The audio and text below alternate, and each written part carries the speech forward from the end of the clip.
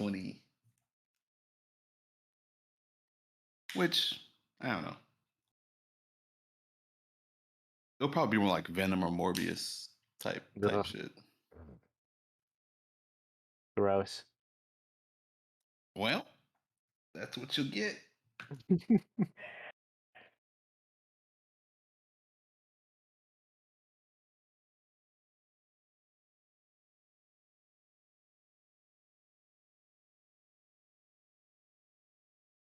Oh my god. You okay? Yep. My you know, in the background, my 49ers are playing against the Denver Broncos right now, and I saw a crazy run. It looks sick. It looks sick. Did he make it to first down? That was like a 35-yard, maybe 40s. Jesus. Whoa. The 49ers? What? Oh, 37. It's like when you see like the Browns have a solid run for like one play. It's like, whoa. Did the sports ball? Okay. Yep. Oh, we got to know our audience. That's right.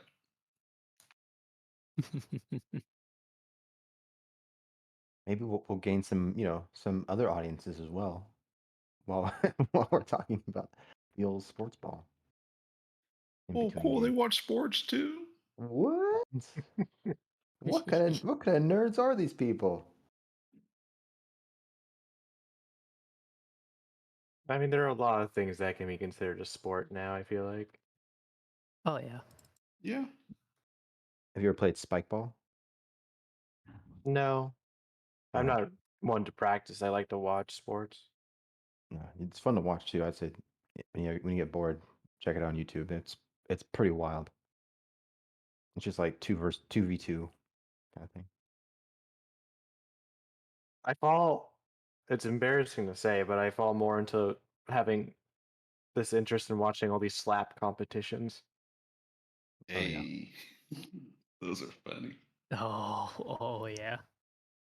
Give me a sec to register. The wind up on some of these boys is ridiculous. Oh yeah.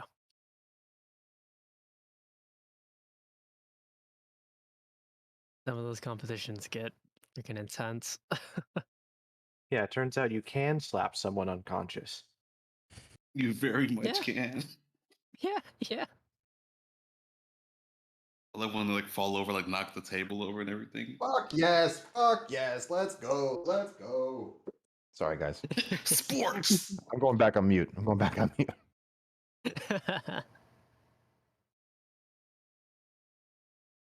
49ers, man. Back. Welcome back.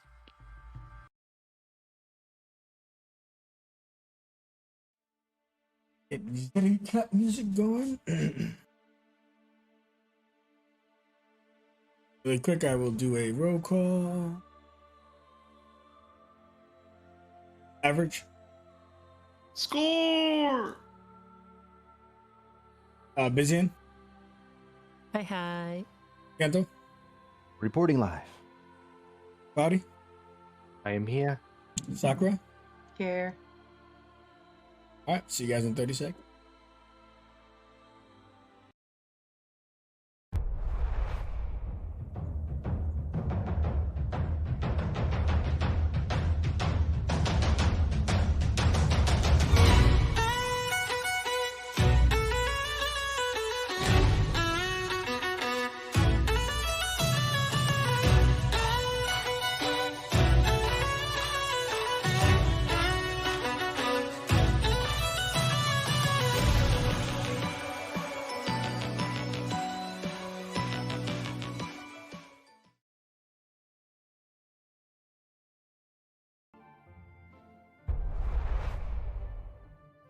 All right. Thank you all for joining me for another session of Phantoms of the Past. I believe our friend Cake, or Judith, more appropriately, is going to be doing the recap of last session, even though they weren't here. Yes. Yes, she Makes will. it all the more epic from a viewer reporter perspective. Biggest fan. Yeah. This allows me to allows Judith to fangirl a little bit. All right.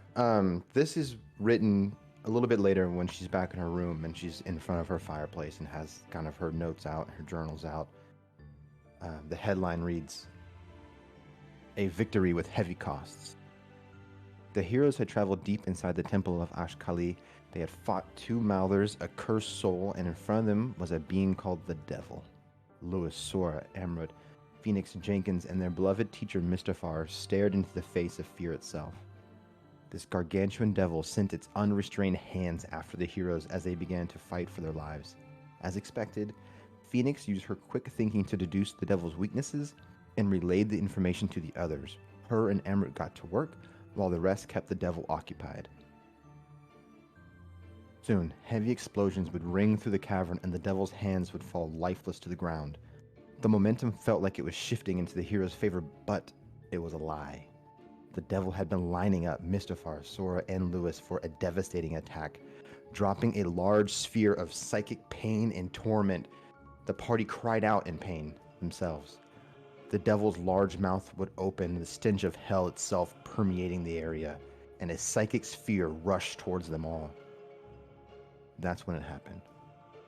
The devil's sphere collided with Mustafar, Lewis, and Sora, taking them all to the ground, and it was as if the whole world had come to a stop, and all that could be heard was the heavy breaths of Phoenix and Amrut. The Rune Warriors looked on as their teacher, their mentor, their friend Mustafar drew his last breath. Fighting through the pain, Sora was healed, but what came next was even more unexpected. Sora of the Turtle Islands drew on her last remaining energy and rushed the devil with the intent of leaving a lasting mark. When she attacked, an explosion of energy shot out of her body, wind tearing through the whole layer. The energy wrapped around each of the heroes and empowered them to unknown strengths. Mother Nature herself spoke and reassured them that they were being watched. Sora was beginning to awaken her family's rune. With all of that, the heroes fought with furious vigor. One by one, they struck fear into the devil. Thinking that the same trick could work twice, the devil formed another giant psychic sphere and sent it rolling straight for Lewis. Without hesitating, Louis Noel, the hero from the past, cut the sphere in two and sent each chunk into the devil, collapsing its face and the being shattered inward, and the fearful devil fell. As the devil's screams quietly echoed throughout the cavern, the heroes went to Mustafar. Each hero processed the pain of losing their friend in their own way, but everyone hurt.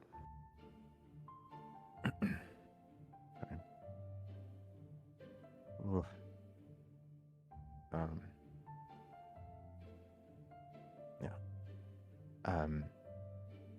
They said their goodbyes, but they knew that they couldn't just leave him here. It was decided that they would carry Mustafar the rest of the way and all the way home. It was the least they could do for their friend. A last echo of Mustafar's spirit leaped from his body, and an exquisite silken staircase spiraled down the gorge in which they needed to go. At the bottom of the stairs, the dark energy had spiked, and before them lay the otherworldly gate to the mouth that feeds. With a newfound courage, they faced the phantasmal gate that they had been tasked with closing. A familiar voice cackled through the other side. So what's the plan now? Before them was the fallen hero of Metal Rain herself, Palm. There she told the new heroes her reasonings and the twisted need for power she now holds. Phoenix stepped forward without a word. Memories of Mustafar ran through her mind, and she let the power of the Shadow Rune, fueled by love, take over. Before all of their eyes, the wielder of the Shadow Rune rose up into the air, and the most beautiful, gentle light washed over them. Palm herself cried out in fear, but it was too late. Phoenix had used the beautiful shadows to close the gate to unrivaled evil. The gate was now transformed, and it allowed the team to travel home. The scars from this mission will be carried for a lifetime, but their heroic deeds will keep the world safer. I'm sorry. The scars from this mission would be carried for a lifetime, but their heroic deeds to keep the world safer would be worth the pain. And with that, she would close her journal and get ready for the rest of the day. 1d2 plus 1. Okay. Thank you very much. 1d2. I always forget how to do this. Slash R space 1d2 plus 1. All right, that's 3. Imperato. Oh, picking up from last week, as Judith asked, we've lost someone important to us. We've had a few days, though it doesn't feel like we've had enough to truly process it and go through the motions. And by a few days, maybe just 4 or 5. We pick up the morning of, well, a funeral service. But for Mistafar's people, they always hold funerals at nighttime. So you have the entire day to yourselves, but looming on your minds, certainly today, that you'll be attending your master's. Before then, though, you know that the rest of the teachers have assembled with news and information that you guys have all provided. I'm going to briefly ask each one of your characters what you've done over those past 5 days. Maybe some of you purely grieved, maybe you didn't do much, and maybe others were extremely active. I'll go in order that we see here on the Roll20 main page. Lewis, Sora, Amrit, Phoenix, Jenkins will get a turn, and Judith. How have you been spending the last few days, Lewis? Fall of Mistafar, and how are you feeling about the funeral that comes tonight? Lewis, having come back from the mission and having seen a variety of allies fall over the years, seems to just rest inside his room for the first couple days, just staring blankly out the window and just letting the various memories of their time together just flow through their mind, of every time that Mustafar would be quite flustered whenever he wasn't able to finish his breakfast, of the sacrifices that he made in order to protect each of us. And as he stares out the window, the wind softly blows, and the leaves of the Ilia flower wrapped around the hilt of the masterwork blade he created catches his eye and catches the corner of his eye. And he just stares at it. Flashing back slightly, I'm going to slightly backtrack, handing Yaiga the original blade for this particular scene, as the next 2 days following up to the day of the funeral, Lewis would spend that time in the forge, melting down his old blade and fusing it with his current one. A way to try to merge the past with the present. And in memory of the person that had sacrificed so much in order for us to stay alive now.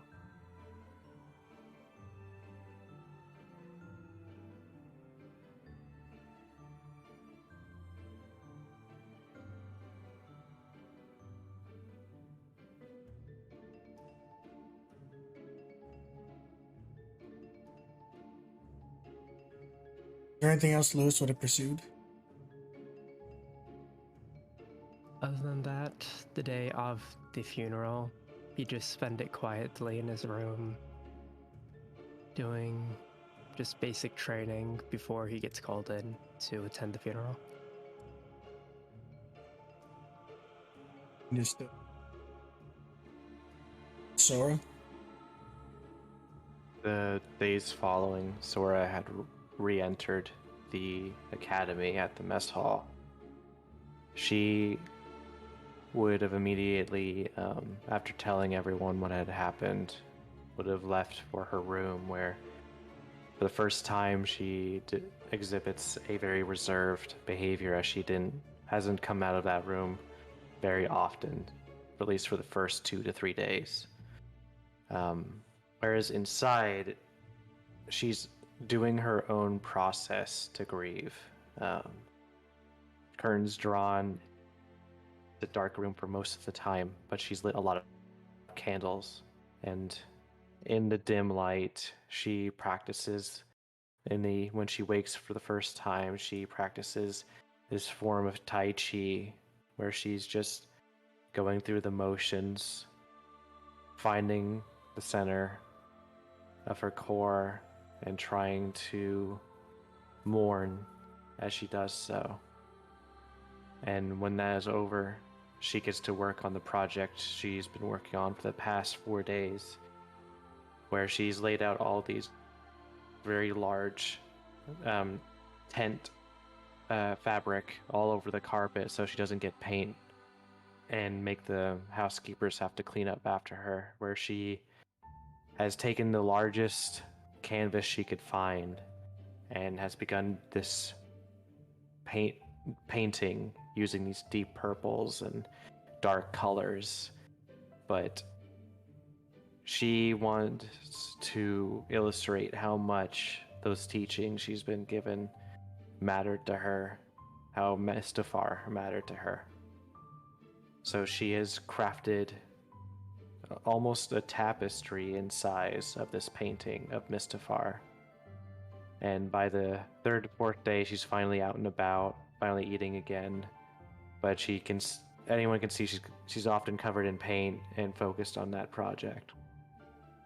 And when she's done, she goes into deep meditation for most of the rest of her free time.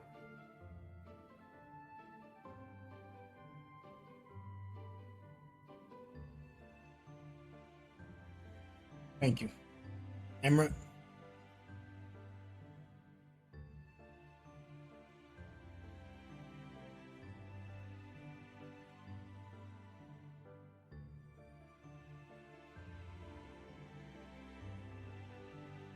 Yeah. Oh. Step away. No. You were the chosen one, Emmerich. I'll go to Phoenix and we'll come back to him. She would want to spend time with Monty.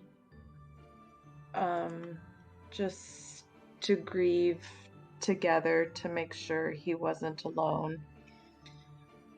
But when he's good and he wants time alone, she will, of course, be working on Jenkins. She's every night before going to bed, she's going to be reading about the adventures of Mars, starting over from the beginning, now that she has new information, looking for clues and hints, and really just kind of like relating anything she sees in the character of Mars to what she knew of Mistafar, and probably reading into it a little bit, like she would imagine his smile or his quirks about him, like she's reading it with a whole new light. And those are pretty much the 3 main things she would do.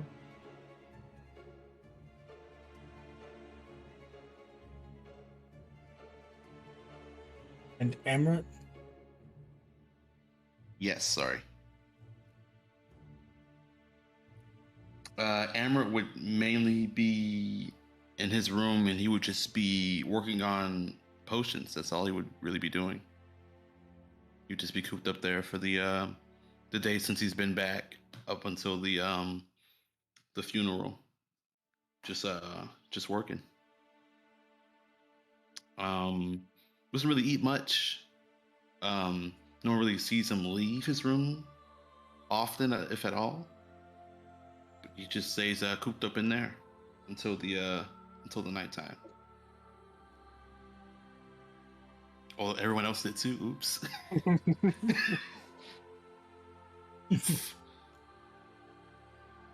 Jenkins.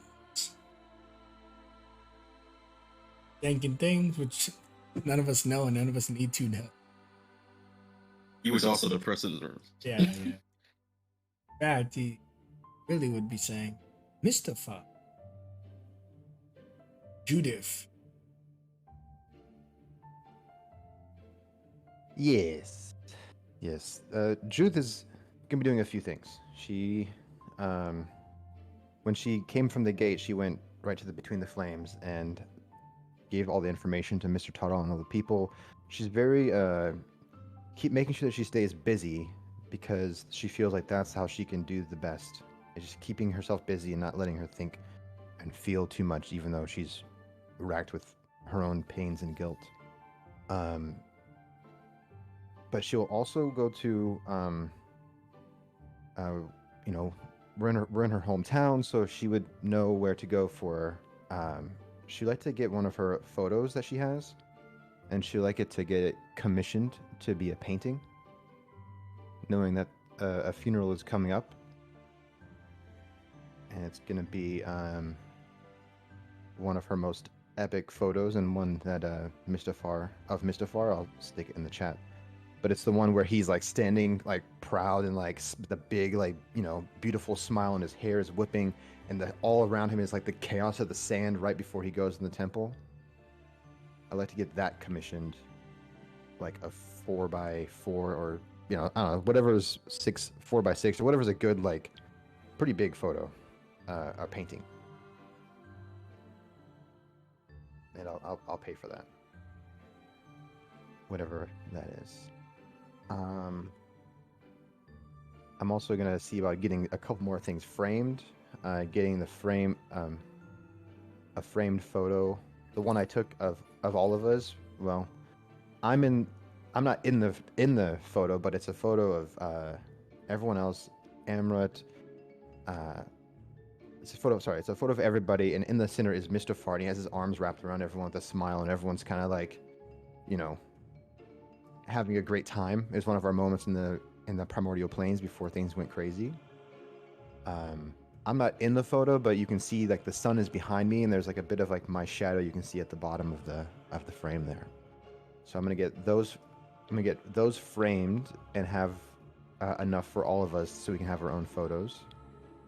And then I'm gonna have one more photo framed, and it's the video that I took, because I wasn't here, but I definitely would have taken a photo of Phoenix as she was up in the air, and all the light was around her, with the gate right there as well. It's a low angle looking up, gates on the right, she's on the left, and it's like this beautiful epic shot of her saving the day. That is a shot that goes with the newspaper that I sent, that I said earlier, and that is the shot that I'm going to get framed as well. And I'm also going to buy some face cream, high grade face cream.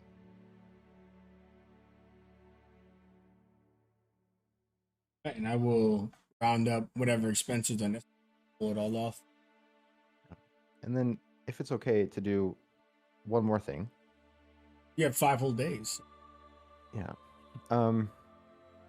One of the days, you know, maybe not the maybe like day 3 or day 2 or something, when Phoenix is in a space kind of by herself, whether it's outside or in a room, I would like to go talk to her.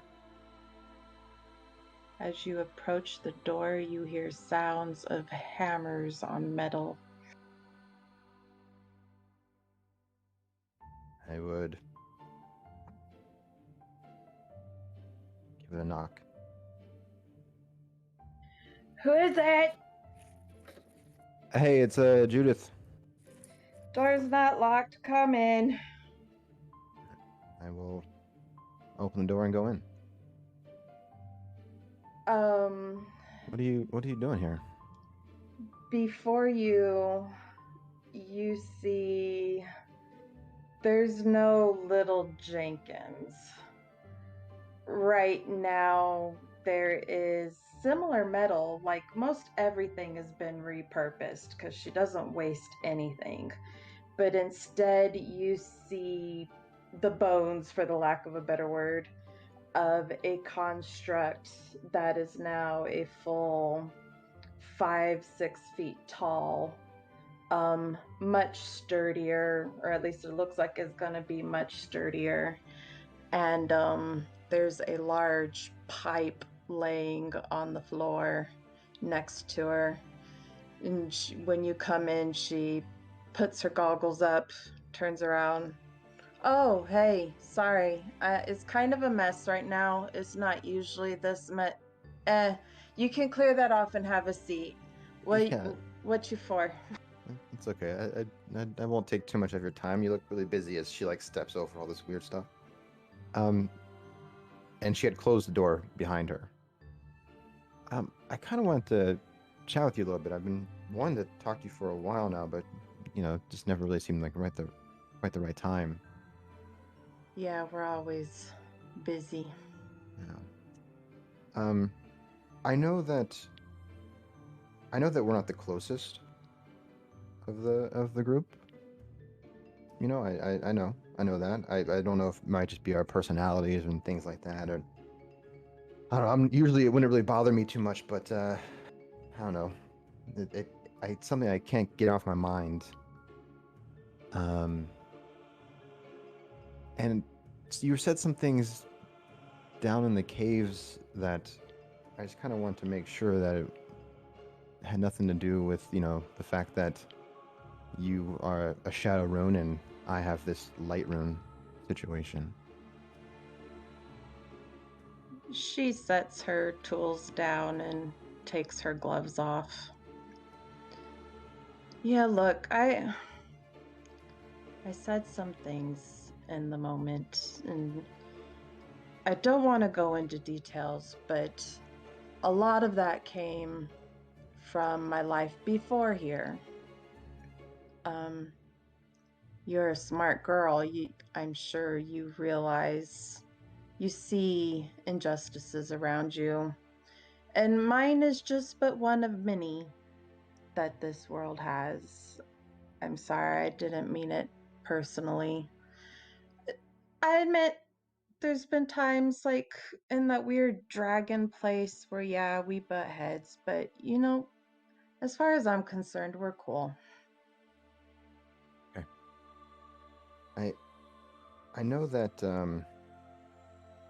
you've mentioned and kind of noticed that something involving dreams has affected you pretty strongly. I know we talked about getting you a dream journal and helping you and things like that. Yeah, I'm not one for writing my feelings down. That's okay. That's okay. I've used my time with everyone here as a kind of a one-way street. When everyone asked me if I had any kind of weird dreams and stuff like that, I said no, and no one questioned it, and it was great. It just kind of went along. But if I'm being honest, and let's keep this for us right here, is I don't. Most elves, they go into a trance. It's something that's very special to a lot of people and allows them to, yes, re-energize quicker, but also look back into their lives from their past and continue to grow in that way. Wait a minute, like the past of your current life or the past of lives before this one? It's like the lives before this one. But oh wow, that's trippy. That's enough to make your head explode. yeah. It's something that it's always been said as like an honor, something that it was something that to look forward to. I remember when I was a kid, it was something that me and my other friends were getting excited about. Like, oh, this is about growing into becoming an elf. But on my 30th birthday, when I went to trance, it didn't work out quite as well as I had hoped, and I don't trance ever now. Like, How are you still going if you don't rest? Oh, because I can sleep. Like, I don't have, like, that's why when you said dreams, I wasn't lying because I don't have, when I dream, when I sleep, it's like a normal, whatever dream. But when I trance and when anything comes close to anything that involves this light rune thing, even sometimes in battle, I'll disappear and I'll come back. And when I leave, it feels like I have been gone for days, hours, years, whatever. But when I come back, it's obvious that no one else has really moved in an instant. And it, all there is just pain, Phoenix. It's just bright lights of pain and agony. And like you open your eyes, you try to close your eyes, but you realize you can't close your eyes. It's just searing hot. It's I had no idea. That sounds like torture. Yeah. I don't. It's definitely probably factored into one of the reasons why I'm not too keen on rune stuff in general, but more so than that, I don't like the power that people get seduced by, and people who go for straight power and things like that. What happens to it is pretty much exactly what happened to Palm. So wait, you think your light rune is causing you these painful dreams or whatever? Yeah. No, I know it is. Every time that Sora needed light for her to see, I would use my light spell and a tinge of pain would go through my body. Or every time Wow. or every time something would happen and I get vanished and come back, like like I want to die. But then I come back and I'm in the middle of a battle and it's just something I'd rather. Have you sought out any other light runes to see if this is something that haunts them too? Yeah, I come from a family of light runes, and when I told them this, none of them really understood, and they started looking at me differently. They thought that I was broken or wrong or something. So that's why I left and I ran away and I showed up here. So I'm sorry. I don't mean to take this No, from. There's a lot. no, There's a lot no. going on, and I just I just don't want you to feel like that I'm against you in any way because you have a rune. I don't really care about that. It's you're a great person, Phoenix, and I love being able to follow you guys' your journey and see you grow. So She'll walk over to some drinks she has on the side table and take a glass. The outside has fingerprints on it, probably a little greasy, but it was upside down, so the inside's clean. And she'll pour whatever alcohol is there, and she'll walk over to pour 2 glasses, walk over to you, and hand you one if you want it or not. You don't have to drink it. It's up to you. yeah, But she'll reach over and try a sip, and if it tastes like strong alcohol, she's like, oh, okay, oh, never. Here we go. Thank you. thank you. I get the concern with power. I guess we're having a girl moment here. I've felt powerless most of my life to stand up for myself, to stand up for others that I see being treated unfairly. So, yeah, my desire for power is to protect myself, is not to rule the world or any stupid shit like that. But I'm glad you told me, and God, I hope we can figure something out for you. Yeah, I wouldn't be too concerned about it. I feel like I have it under control in my own way. I just don't trance. I don't need it. I can sleep and wake up just as fine. But yeah, I would appreciate to actually maybe not letting others know this is something I haven't even. As told long Amra. as you don't let others know that I feel like I have to defend myself because of my childhood trauma, we good. Yeah, we're all right. We're good. She'll come in to like kind of tentatively kind of give you like a handshake to shake on it. She will do the same. Oh, but first she looks at her hand and realizes how dirty it is and wipes it on her pants and then gives her hand back to you. It's all right. The little dirt's fine. One last thing. Sorry, I know I'm taking a lot of time here. Here I have this. This is for you. I got one for everybody. It's a photo of all of us and Mr. Farr when we were out. He has his beautiful smile here. She takes it and at first, like, it takes her breath away. And you can see there's a tear trying to get out, but she does not let it. And she says, "But you're not in it, Judith. Oh yeah, okay, I'm right there. Look, that's my shadow. See? We'll work on that." Um, and then I have this too. And if you want to keep it, I think you should. It's pretty amazing. And I pull open like this. It's a very beautifully framed, uh, like photo. Pretty large. It's almost like a foot by foot, but a little bit smaller than that. And it is not just a photo, but it is it's a 6-second video on a loop, and it's you up there against the gate floating in the air.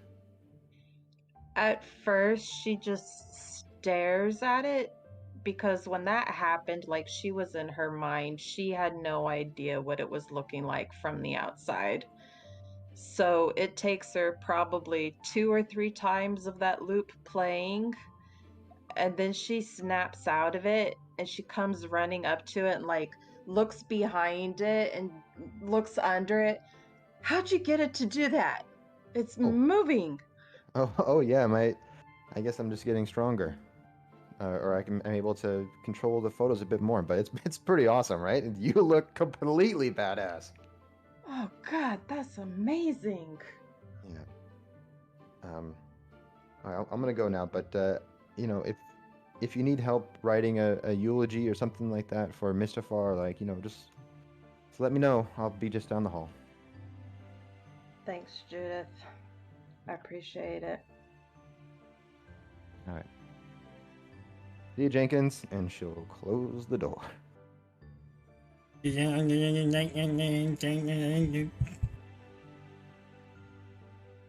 Shush, your vocal box isn't ready yet. So, as you guys are conversating, there's a knock at a different door. Emret, making your potions, or at least working on them, since they usually expire in like 12 days. So it's more like practicing, I imagine, at this point. There's just a knock. Let me try this.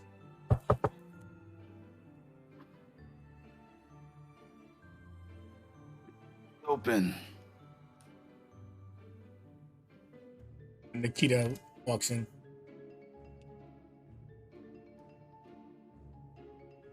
Oh, hey.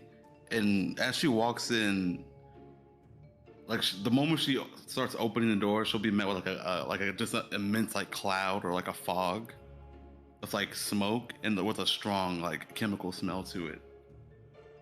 She uses her cloak to kind of cover her mouth as this as it billows out of the room. How's it go? How's it going? Good enough. Came to check on you. No, I've just been practicing. I should have opened up a window. Let me go do that actually. And he'll knock the lock and just pull up the window.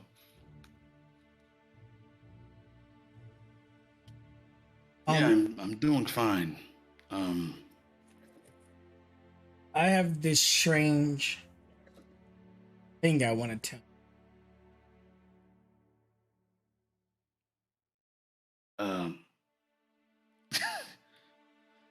So, sure.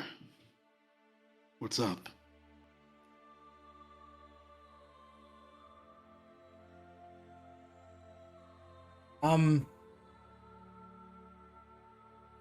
You always see you looking at me a lot, and just feel very familiar to you. Or I think you think I'm familiar to you. I don't feel anything like I don't know you. I just feel like we know each other, like more than just at the school. Like we've seen each other before.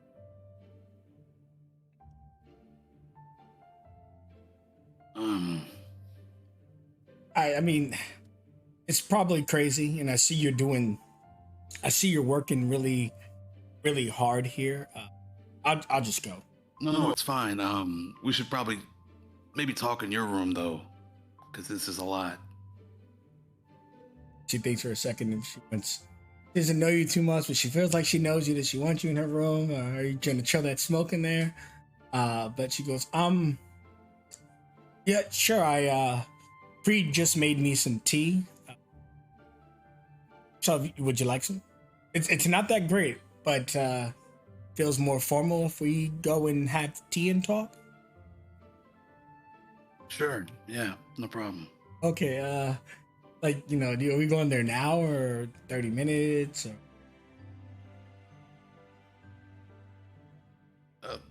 Or... Let me grab some things actually. Okay. I'll be there. I'll be there in a second. All right. Well, I'll meet you there because it's my room. So when you come, I'll be there.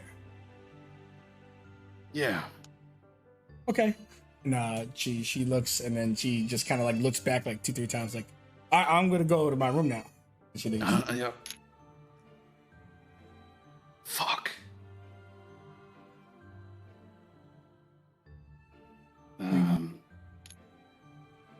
He tries to like fix his hair. Shit. Judith. Fuck, she's not in there. He just walks over to Nikita's room. And as you open that door, another knock happened somewhere else on Sora's door.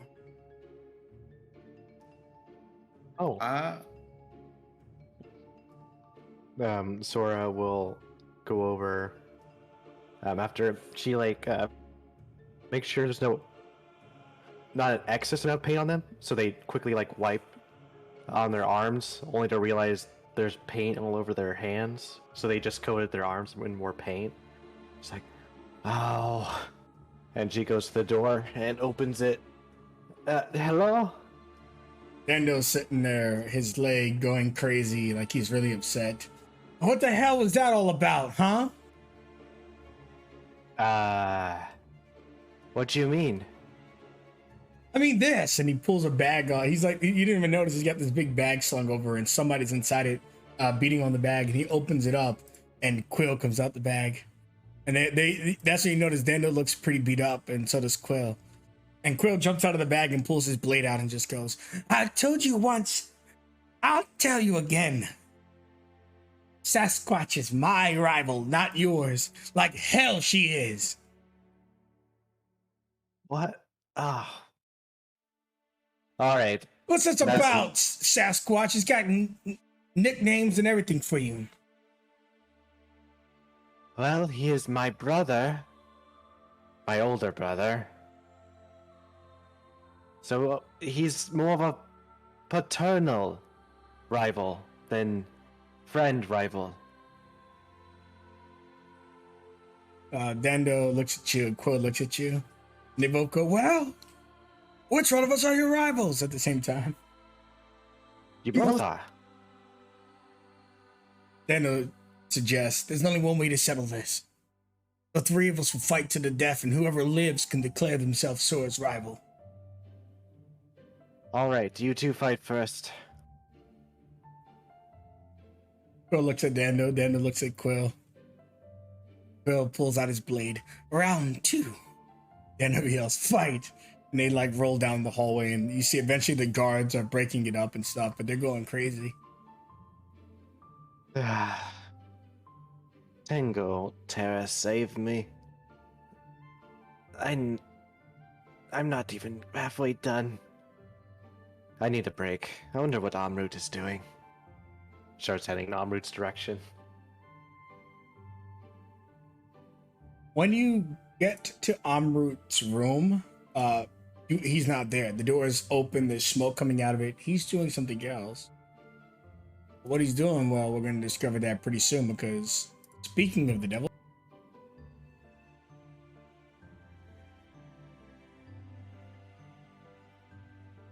Emra, you enter Nikita's room. She's sitting there. There's tea, and then she's got little treats that look like kind of like cornbread or something. Doesn't look like it typically pairs with tea, but you think she just grabbed whatever, and you know as much because she looks like she's been scrambling for a while, and this is what she's managed to put on the little table in the room. Nice. And we'll sit down. So you drink your tea hot, right? Yeah. Yeah. Pours you it. Good. And she hands you some of the cornbread. It looks like cornbread, but I'm told it's called coffee cake. I know we're not drinking coffee, but it's all I had. Whatever works, yeah. We'll take a sip of the tea. So, Con saving throw. Oh. Fuck. My character should know better. The one time.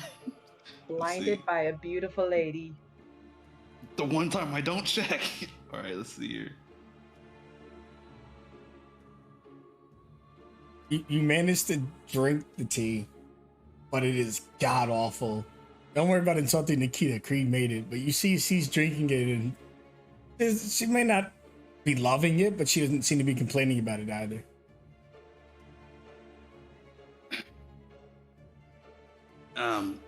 So yeah, what were you saying before?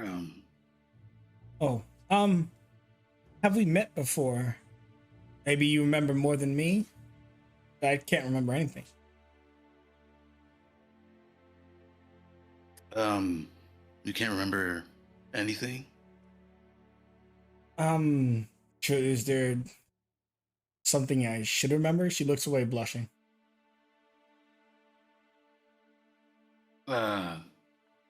Well, Maybe you're mistaking me for someone else. I'm not that kind of girl, you know. no. Of course, I should probably explain. The looks, it's not intentional on my part. You do look familiar. I just...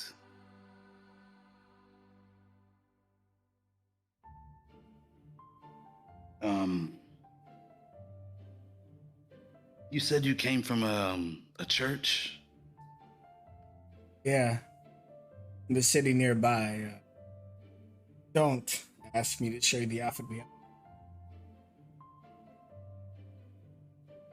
Yeah, I've heard. Yeah. And you've been there your whole life, or? For as long as I can remember. I'm gonna try and incite that again.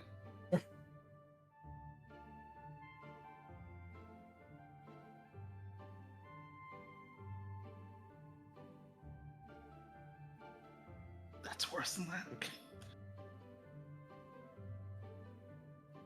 Yeah, I mean, She believes it. I remember being there for most of my life. I was always told that I would achieve greater things. One time in the primordial plains, I saw an opportunity to help several individuals from the Fairlands. And that's all she wrote. It almost sounds scripted, the story, though it's hard to say whether she's lying or not. She truly doesn't seem to know who you are. that's nice. He just kind of sits there because he doesn't know whether he wants to actually tell her the truth or not.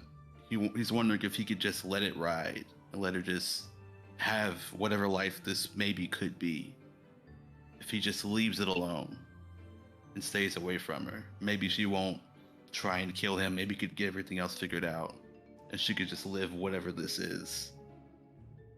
But he's still thinking whether or not to go forward with that or not. While you're thinking that, she takes a sip of her tea, and then she's done sipping the tea. There's a smile on her face. Looks at you. What's wrong? And you notice something because you literally grew up for well, all of your youth, and just even to the age you are now. You've known her for so many years. But when she asks you what's wrong and smiles at you, I don't know how your character would react to this, but I think it's a big moment because you notice for the first time, or at least what you perceive as the first time, she's happy. In the night chapter, she lived a pretty horrible life with you, not because of you, but what you guys had to do.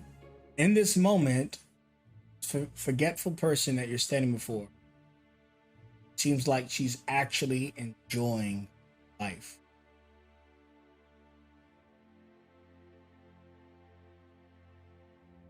Nothing. I'm just glad you're among friends.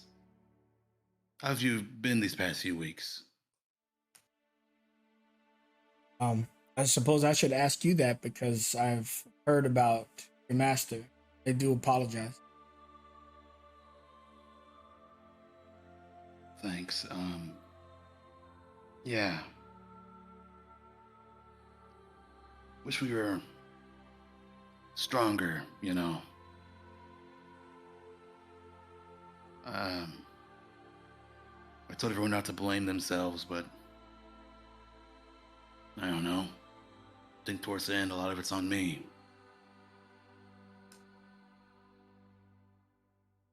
Maybe we can make this a thing we do, but not without the tea. I think I'll try to make our. Oh, actually, I saw you brewing stuff. Probably know how to make a coffee. I could figure it out. I have someone who could teach me, sure. I'm really afraid to make this awkward. And I don't know why I'm really afraid. But I just feel safe around you. I mean, I get it. There's a lot of guards and we're in the building protected by rune masters. You know, it's silly. Just forget I said it. No, I think I get it.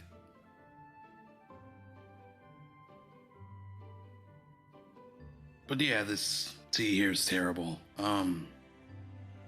We'll figure something out for next time. How's that sound? Yeah, all right. Yeah, I've got other stuff to do. Everybody has other stuff to do. So, yeah, let's make this a thing just to get to know each other proper. So, but anyways, I'm sure you're very busy today too. Yeah, this funeral. Yeah. Yeah, I'll catch you around. Yeah, I got to do the homework. So much homework. Right. See ya. Take care. He'll kind of like shuffle out the door, and then he'll close it. Fuck. Do a perception check. Ooh, okay.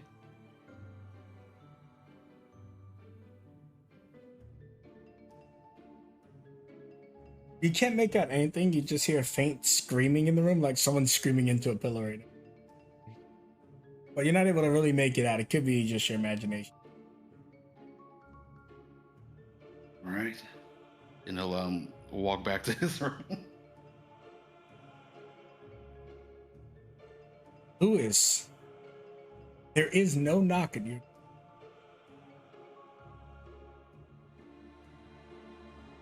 Judith, All right. there is no knock at your door either. Phoenix, there is a knock at your door. Depending on the time of day, she will either repeat what she did with Judith, or she'll be at the bed and just be, is it? It's Auntie, Dr. Mortis. Oh, she jumps up and goes over and opens the door. Come in, come in. She'll close it behind him. He wheelchairs himself into the room because the other day when he was standing, he almost broke his legs. He comes into the room and he goes, "Is this a bad time? I can come back." No, no, no. There's never a bad time for you. You come whenever you want. I'd hate to be an intrusion. You are not an intrusion. Knock it off. I have a pretty tall request for you. Unfortunate matter that I'd like to address if appropriate. Well, I'm a little on the short side, but I'll do what I can to help. You see, my father's funeral's today, as I'm sure you've collected as much. It's very difficult for me to talk in front of large crowds. Maybe it's a disservice to him, but I was hoping you'd stand with me and say some words. We could both say some words for him. I believe others call this a eulogy of some kind. She puts her hand, rubs the back of her neck. Sure. Yeah. I think I could do that. Damn you, Falcon!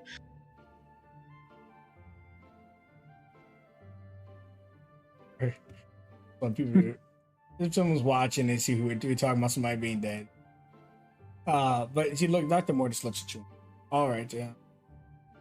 I see you're quite tired. I'll give you a chance to rest before tonight, just so you know how it goes down. And he kind of explains exactly the motions that are taken at a particular funeral for a dark elf. It happens at nighttime, and that his wife will carry the last light, which is just a crystal that shines. And once they put it onto his body, close his casket, that is when we all get to say goodbye. Before then, the opening ceremony would be that you and him would give the speech before the wife carries down the last light. Okay, yeah. Yeah. I'd be honored, Morty. You can get back to what you're doing here. See, you're performing upgrades. This looks like it'll take you months. Well, for you, probably just a few days. Well, when one doesn't get too much sleep. Yeah. I would show you all about it, but you'd probably be bored. Well, if you're going to do some work, you like the company, I promise I'm not the type of individual that gets in the way. You won't know I'm here. But see, that's a problem. I like your company. I want to know you're here. But anyway, look. Right here, I'm going to make this a flap that comes down so I can actually stand on his back, because there are times when my legs are too short and I can't keep up with everybody. And then see over here, and she just goes about and starts showing him all the things. It's a welcome distraction from what's going on. And I imagine the camera pans out and you just walking through what you're saying, and he's just sitting there listening intently. Next, Louis, you have a knock on your door, friend. Lewis, at this point, kind of just going through his basic training regime, just like puts his sword down onto the side. Come in. Lady Pendragon's. Oh. Glad to say you can make some time to come over here. Just kind of looks you up and down for a moment and steps into the room. Dude, you need something? Have you forgotten who you are? What do you...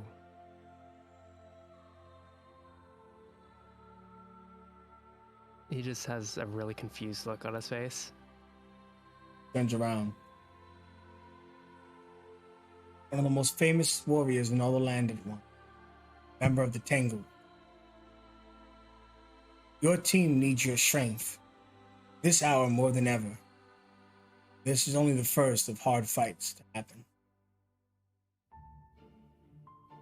His face gets very serious the moment the Tangled are mentioned. A lot of that's behind me already. Thought we went over this last time. But I do admit, these guys definitely need me. And I'll do everything I can to help protect them. You may be finished with the past, but finish with you, Louis. If you be prepared for when the Tangle returns, they may call upon you yet, and you... Wait, what do you... We all know that there's going to be a war and amounts to 7 or 8 months. Tangled has been reassembled. They're due to arrive here in a few weeks in preparation for the battle. I am most certain they will expect their old champion, one who delivered the final blow to Tyrandrum, to rejoin their ranks. You gotta be shitting me. Why the hell would they want me back? Same reason they didn't want you gone. Same reason you need to be the leader your team needs. He snaps her fingers and a few people come in with a shit ton of books and all this type of material, history, there's a bunch of gems brought into your room for crafting, for potions. And then as all the students or assistants bring all this stuff in and leave the room, Pendragon goes, you need to find who you used to be, champion this world. When it needs again, the Tangled may call upon you. Right now, your priority are the other students. We re-put you through the school because we knew that you were, well, rusty. But it's time you take up that mantle. It's time you fill Mr. Farr's boots. There'll be no teacher to replacing him. You will teach this class. This is the curriculum. Points to all the crap brought into your room.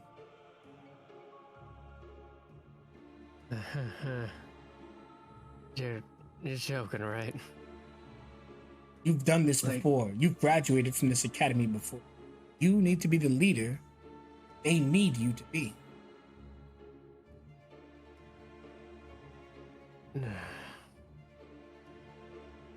Look, I know I definitely did a lot back then. And yes, I'm trying to do whatever I can to get at least to be useful again. But you can't expect me to be able to bring everybody up from ground zero.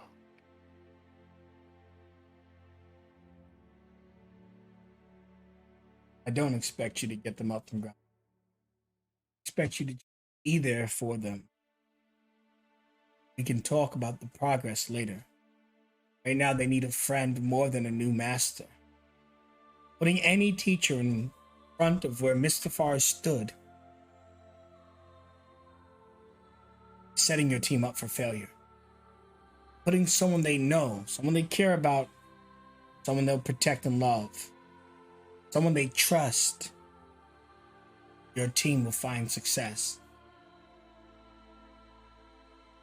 Now, there's no secret Phoenix was Mr. Farr's favorite. But he always told me that if something happened to him, he believes that you would fill his. Besides, to be the leader does not mean you have to have all the power like the Rune Masters of the current academy. Relationships, trust, effort. All of these things are equally as important. They will find further success with someone they can relate to than a random person stepping where their old master stood. Even if I might be more of a danger to them than anything else here. As his arm just like naturally grazes on his shoulder.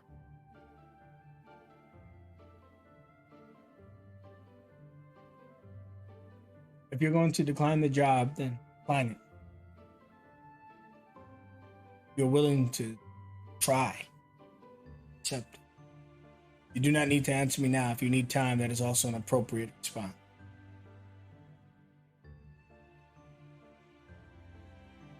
Damn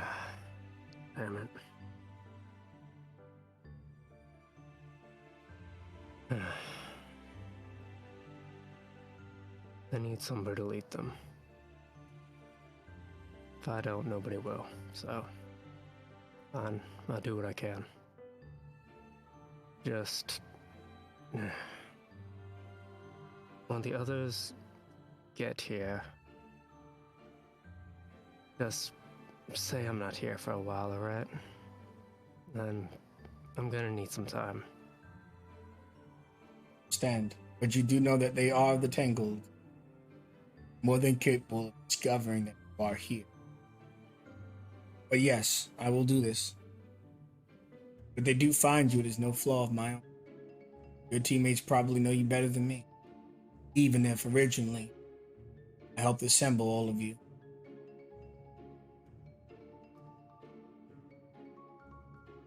She looks at you, nods, walks out. He kind of just stands in one place for a while as she walks out before, when the door finally closes, he just leans up against the bed. Shit. Just looks at the pile of books. Well, guess I better get started. Really hope you left me an outline, Mr. Var. God knows I need it.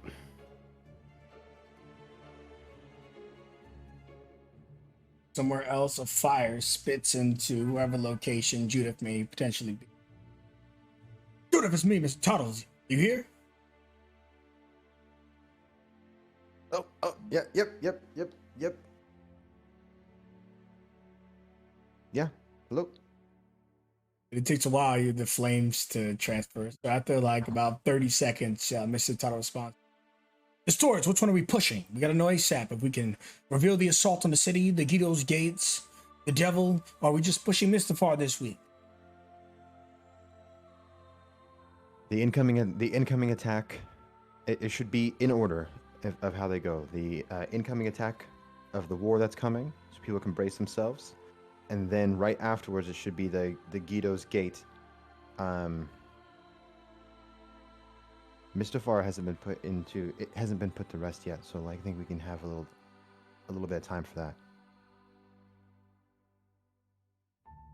30 seconds go on. There's like this awkward pause where you're like probably like staring at a candle waiting for this fire to get dramatic and the message to come through it. But you sit there for a bit, but of course you're used to this. And eventually Mr. Tuttle goes, absolutely, pushing all the storage. You've done really great. By the way, if you need anything, you know I'm more than just someone who publishes your stories. Just kind of like laugh a little bit and say, I fully understand, Mr. Tuttle. You are an inspiration to us all. But for now, all right, don't make it awkward. Get back to the story. I expect you at work tomorrow. Yep, you got it, sir. You got it. And the kiddo goes out. That's how you know they severed the call.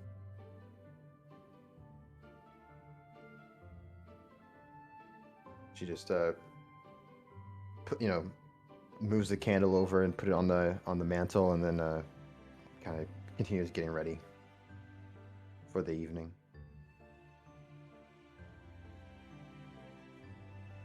Is there anything anyone else would like to do before we go to the funeral? I'd like to inquire Part of leveling up, I get some spells that are always prepared, but one of them requires $100 worth of, or sorry, 100 gold worth of supplies.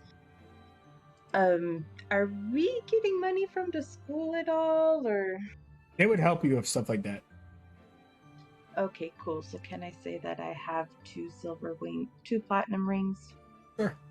What are they? You said 100 GPPs? They're 50 each, so 100 total. Okay. Yeah, they would supply you with stuff like that. In the future, you'll actually, since Lewis accepted, anything you need, Lewis can put in a formal request for any of the students. Mr. Farr usually does that for the school's budget, puts in a request for his students, and gets you guys the material you need. So for right now, in the middle of the layover, before you guys realize Lewis is taking leadership over, you probably asked Lady Pendragon and she got you what you need. Yeah, guilt for what we've been through and everything. I can get your rings. Cool, thanks. Excellent. I would like to see if the painting of Mr. Farr is done yet, and I would pick that up. Yeah.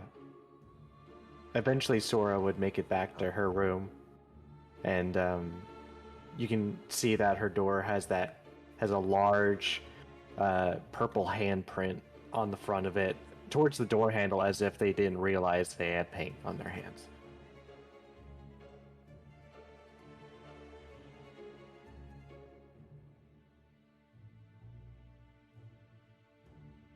I'm freaking out of my room. That's it.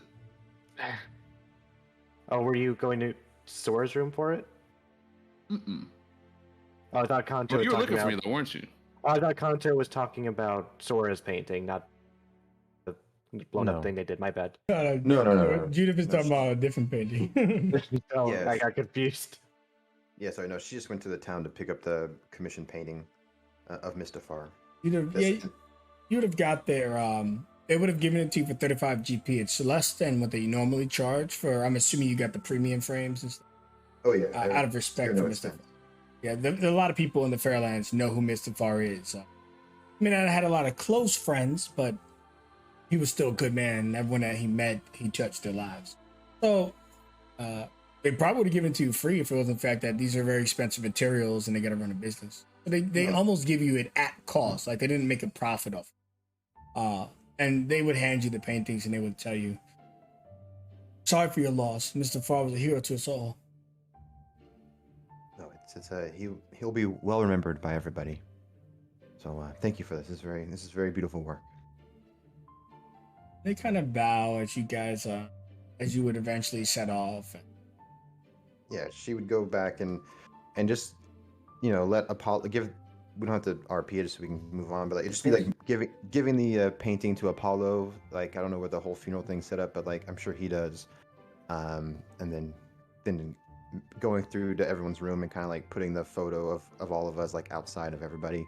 Give a little knock, and then leave it there, and then I'd walk back to my room. And that'd be it.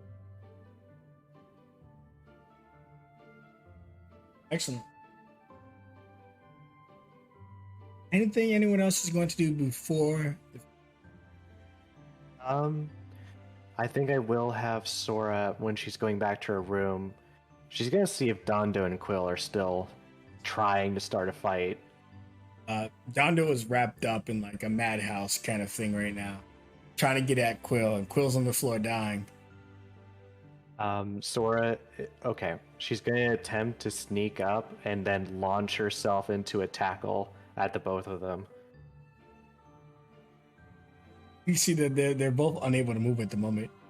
They just Right. You kind of just steamroll right through them both, and you see Quill. He looks at you and he starts losing his consciousness. I see your quest rebalanced everything.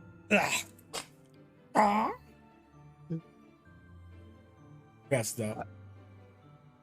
Well, unfortunately for you, Quill, you are at the last of the line in rivals. But Dondo, I wanted you to come and see something once you've stopped bleeding. Yeah, you see the guards are like have a knee in his back, and he's wrapped up in like literally head to toe. His mouth is covered, so he's like,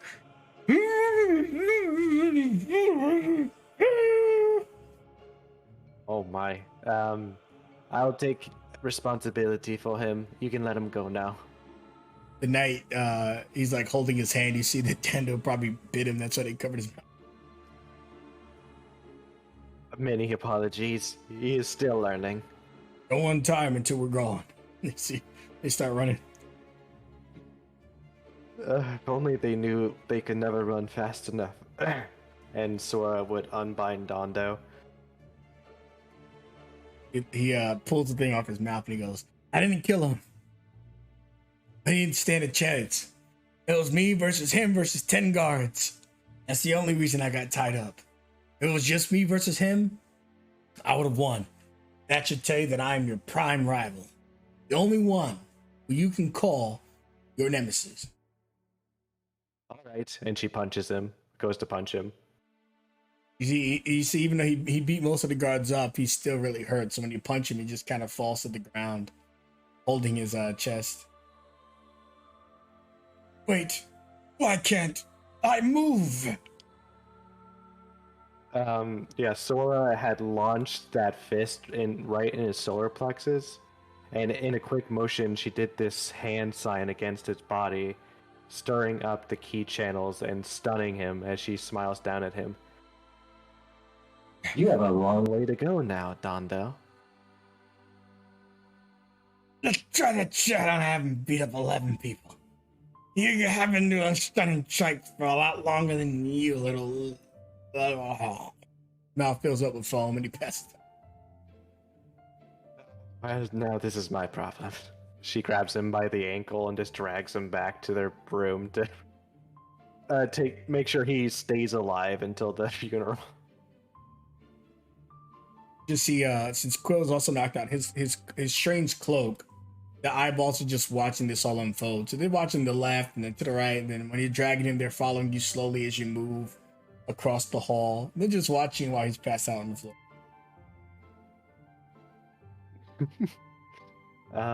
Once she's brought him back and resuscitates him, she wanted to gesture to the large painting she did. I was hoping I can get someone's opinion on it. What do you think? Whoa. Yeah, that looks good.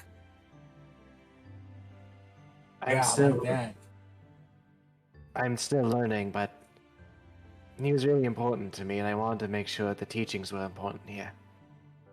I feel really guilty, Dondo. I didn't accept my rune, and Mr. Fires died. What the hell are you feeling guilty for? You did everything you could to protect him. If you weren't ready for the room, you'd have wasted it. Then what would you have done differently? Except you would have lost more. Come on, even a dumbass like me knows that. You're not a dumbass, you're just very aggressive. What does aggressive mean? Means you like to punch things first. Is that an insult or a compliment? Because I'm really happy right now. Depends on who you ask. Who's that? Who we asking? She begins to still laugh a little bit until it's like overtaking her, and then she tries to collect herself. You're right, Dondo. I just want to be sure when I do accept it, the power doesn't make me hurt my friends. Hell, it's your power. How could you hurt them unless you want to? Because I've seen all these Mouthers and all these people who gain so much power, and they all forget themselves and end up hurting everyone around them. Yeah, power is strange like that. Then you see people like my master and your master. And I'm not talking about Mistafar. I'm talking to people who brought us up and trained us. They've got a lot of power and they're good people. That's true. Where is right, your I lesson am now? smart. Yes, you are. I'm wise, ain't I? Yes, you are, Dondo. Smiles for a moment. I'm handsome too. I'm the strongest. I'm the fastest. Are you done? He thinks. Are there any other words I could use to praise myself?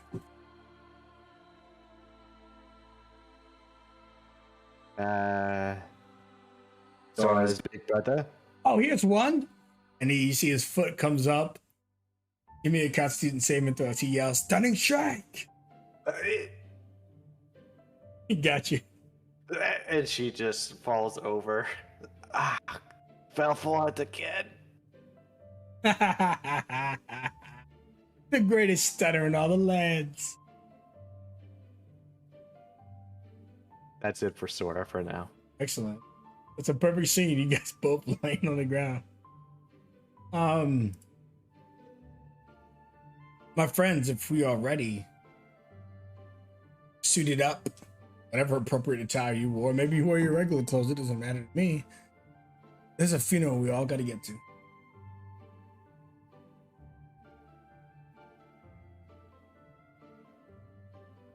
Let's cry. All right. Well, I'll see you all in the funeral. But as you kind of in the waiting area to get inside the room where you'll see Mr. Farr in the coffin, they'll tell you it'll be about 10 minutes and we'll be right back. See you all in 10.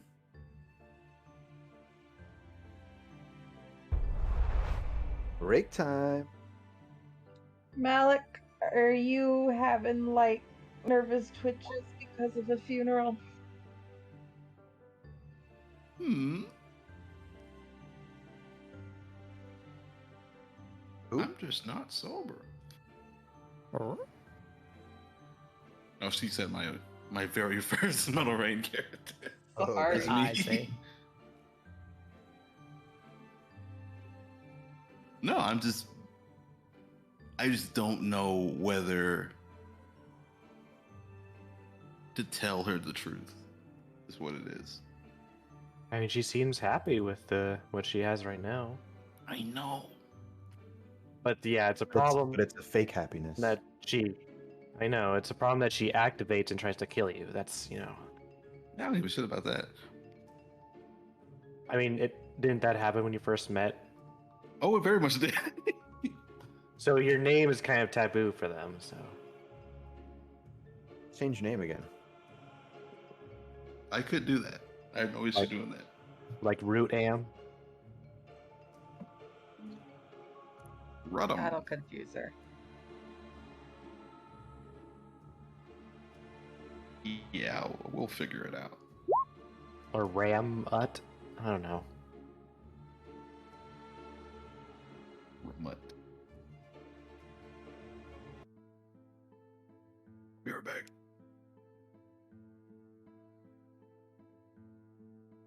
Sometimes I feel like I should feel bad for Quill, but then he like talks, and then I'm like, oh, you brought this on yourself. Oh, this poor man speaks. Oh yeah, now I remember.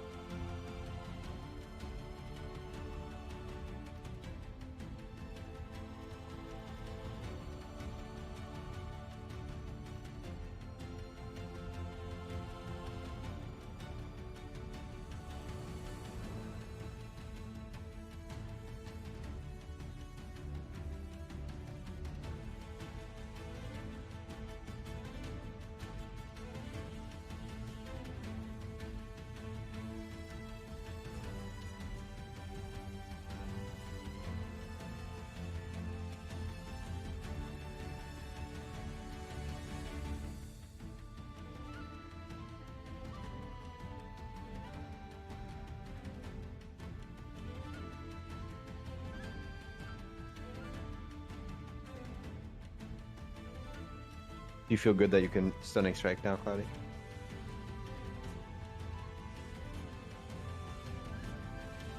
Oh. Never mind. Probably left for breaks for a bit. Yeah.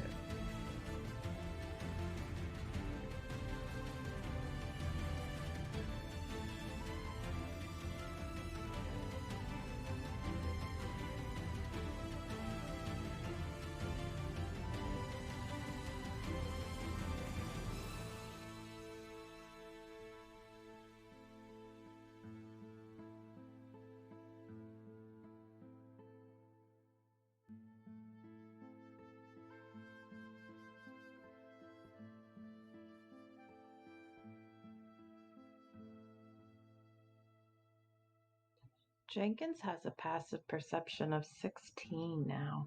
What? God Yeah, damn. crazy, ain't it? Wow, yeah, he matches Sora. I only have 11, so Got an alarm bot. Judith is no longer proficient in perception, gang. what? So good luck. Oh. What happened? I was able to, because I was studying all Apollo's stuff, so I was able to switch. No longer proficient in perception. However, we got some religion in the crew now, gang. That's good. We Hey. needed that. We definitely had a hole. Yeah. That nature. Yeah. I was thinking about going nature, but I think he said all the rune stuff would be religion, so I was like, I'll go that way. It's funny because I played a nature build for all of the last campaign.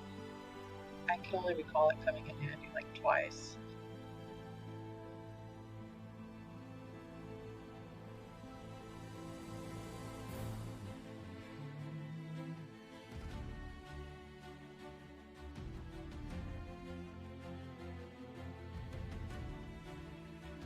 I'm back. Am I late? No. Yep. Oh, yeah, you're late. Sorry. Very much so. Oh, this is something that's not gonna really come in handy. Hopefully, well, maybe, who knows? But today, just keep in mind, especially now it's cloudy, that you have stunning strike. That I have this ability, and I can't use it on myself. I don't have any saving throw spells yet. I don't think so. It's Stun City, baby. Yeah, but yeah, so like, as we're in battle working together, like I can always throw that out, so that person can have, not a disadvantage, but I mean, a D8 is pretty heavy. yeah. Huh? So yeah, I will keep that in mind. And won't be afraid to stun. Probably a really good way to burn through legendary resistances as well. Yes. Oh, yeah. Is Um, this teamwork? I know, right? Just took 6 months. I mean, we've been doing pretty good together, I think. Also, I never wanted to use it because it was like I didn't have any spells for it, and I only had 2 or 3 of them. And they never came back. Now I get Song of Rest, or I get whatever, and they come back, or Font of Inspiration, and I get them back on a short rest. So like, I can start like legit inspiring now. Nice. Yeah, I mean, for the record, we only lost one guy. That's pretty good. Whoa.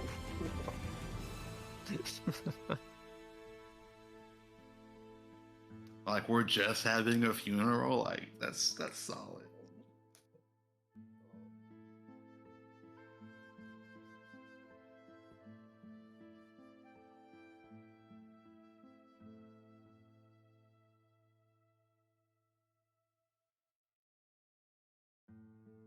Really stoked for when the mushroom race comes out, because I want to try a druid for the first time and do a druid of life and actually make a support for once. It's been a while. Oh.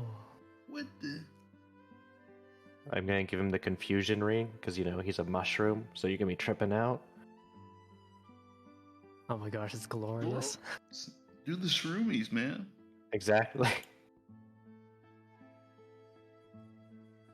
I'm the shroom, though, man. He like shakes and like the spores come out.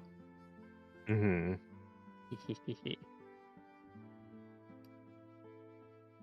I could just imagine a druid of spores. That is There's- a literal mushroom. Yeah. It probably exists. Oh yeah. I have That's a little bit more on some the nose. really nice art for it too, which I'm gonna be happy to use.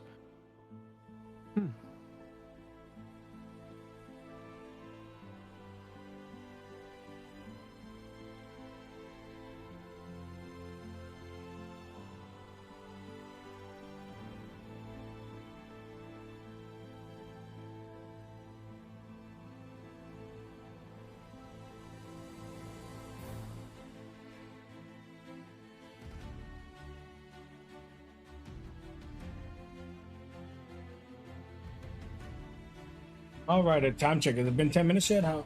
I need to start taking the times. I always forget. Yeah.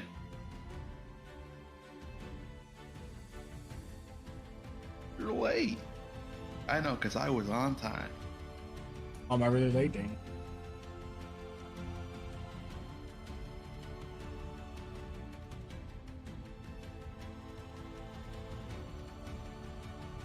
All right, so we'll start back up.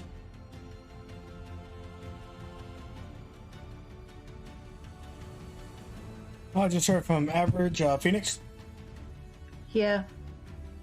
Lewis, Yado. Judith, Yep. Dora. Here I'm here.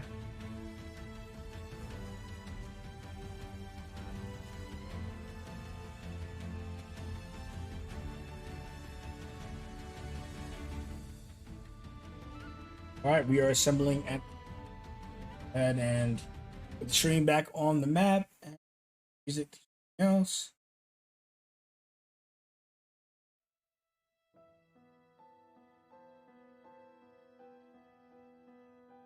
You see that all of you have kind of assembled in here and you're sitting down. Not a lot of people here, but you know that he didn't have a lot of really close friends, even though he touched a lot of people.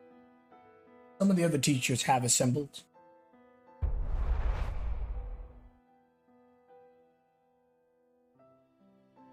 And Dr. Mortis and Phoenix have taken to the stand. Mr. Farr's coffin is open currently. Ozar and Rama are here. Hekalu's here. Vata, who's mostly here for Mortis because Vata is Mortis' closest friend outside of Phoenix. Alexia and Mr. Farr came up together and became teachers together. Same is true for Nightheart. Oh, shoot. Ever trust that guy? Oh, you're not. Oh, good. So I did a screw up. You didn't see Jenkins sitting in the thing.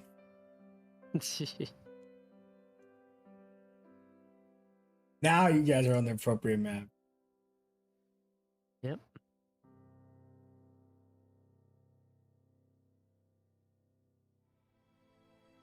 As this individual over here looks at the room. Mortis looks back and whispers to Phoenix, Mr. Farr's father. He has a smile on his face. Though behind the smile, you could see that he's grieving. He's greeting everybody as they walk in. Being a priest, it's his job to put people to rest, though he had hoped that, well, no one should bury their child. We'll leave it at that. Mafreo looks at all of you. Thank you for coming out this day to honor my son, Mars Mustafa. I am Mafreo Mustafa. I'm sure you all have stories to share about Mars and the time you've spent with him. Such stories would never do it justice. The spirit that my boy carried. He was a beacon of hope and light everywhere he went. Sure, he never made breakfast on time and paid the cost of being tardy. A little bit of like giggles in the crowd, soft finish, lighting up the mood. But he was our friend. Today I have two such people here and his family that will share in his final moment. For even though he lays rest today, he will never be forgotten. His story will carry on through our tongue. Speak his name. The world will find comfort knowing that we stand in defense of them, just as Mars did all of you, world. Forced to be a hero. My boy was a hero. But enough of that.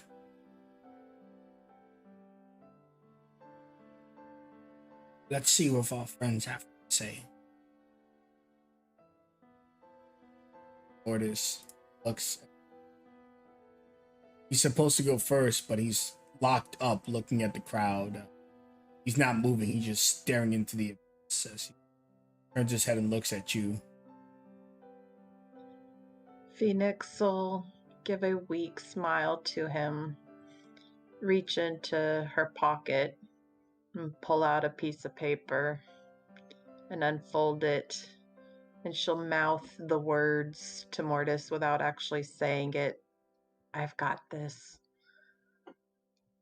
And she will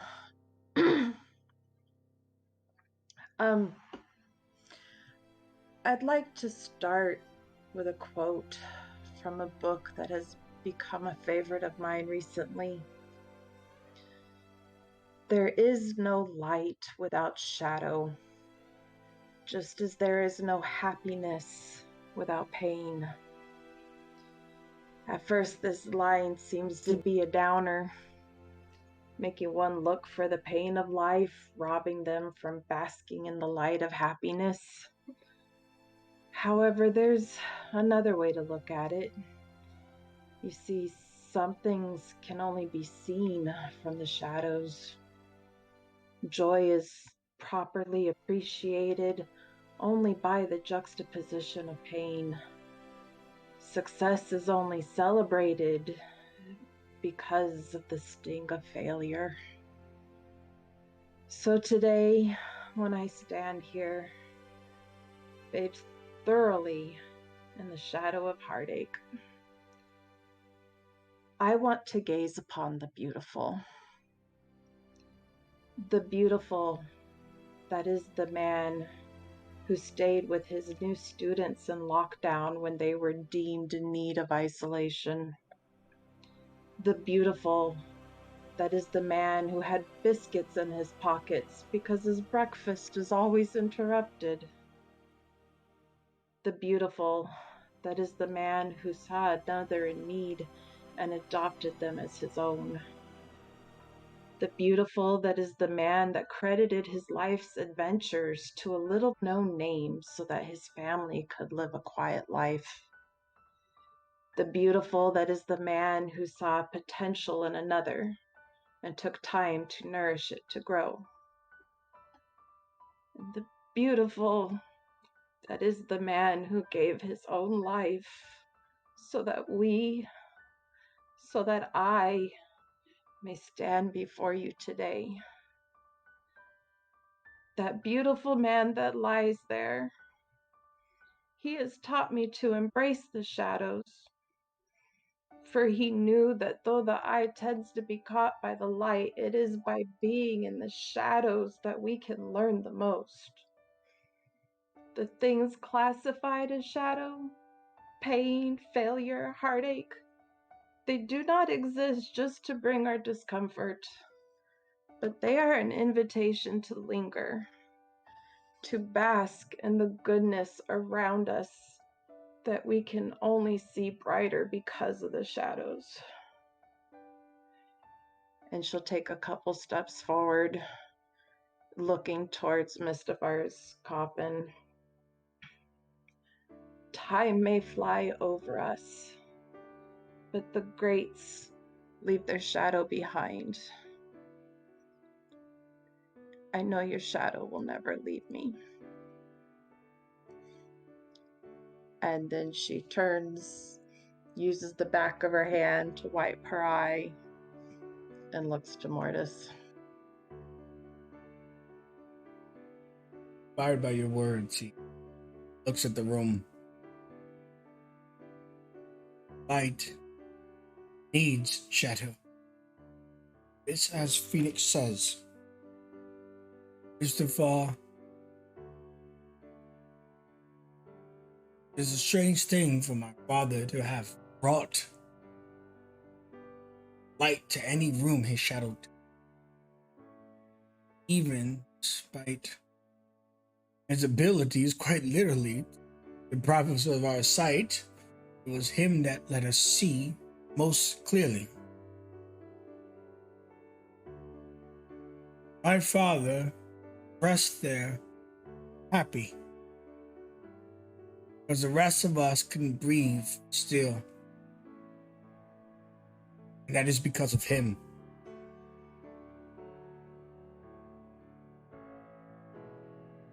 He has saved my life more than I can count. Probably all of you in this room at some point. See like nods of agreement from even the teachers. That is how he will be remembered. Not as our master, a friend. Not as our fathers, but our friend. Someone who truly cared in a world, damn it, where no one seems to care anymore. Someone who would give up that food he liked so much to make sure that his students or his child or his family could eat.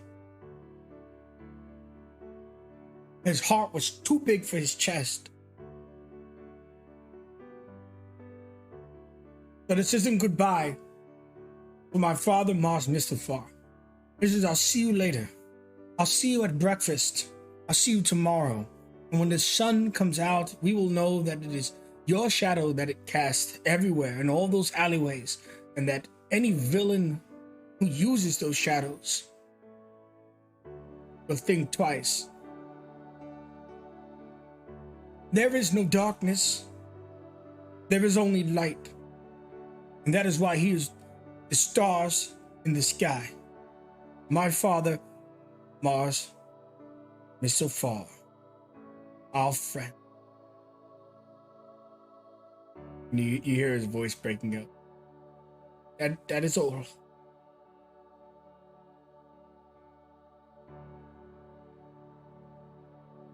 Phoenix will walk over to him, just put her hand on his back, just for support.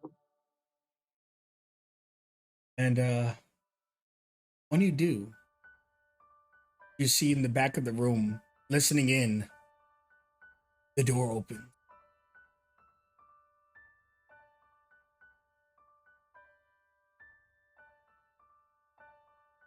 Having heard everything, it's time for the last light. Mafril gives his blessing so far. His wife got this black kind of gown, weaving outfit. She walks over to Mr. Far. She reaches all the way to him.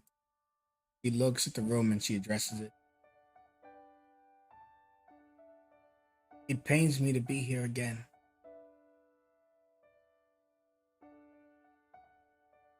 But Mr. Far brought love back into my life, love that I had lost, love that I thought I would never find again.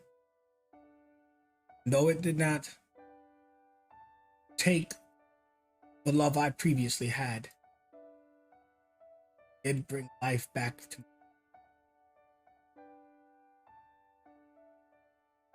You see the daughter next to me as well. Josh's daughter, not Mr. Fogg.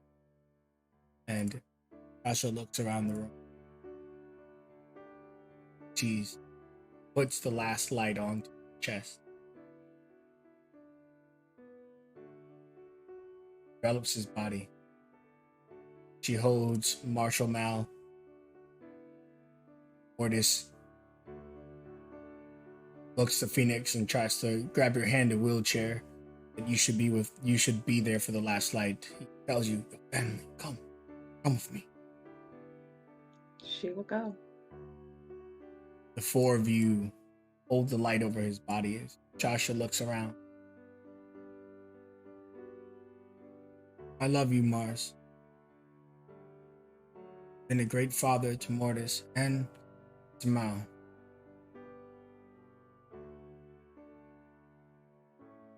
Looks at touched us all. Speaking of Mr. Farbert while looking, turns back to the room. It hurts to lose someone we all love and care for. Trust me, I know this more than any. I speak not of only this day. Long life I had to live. Long life that I appreciate. Long life that has had its beauty, even if sadness loves to creep.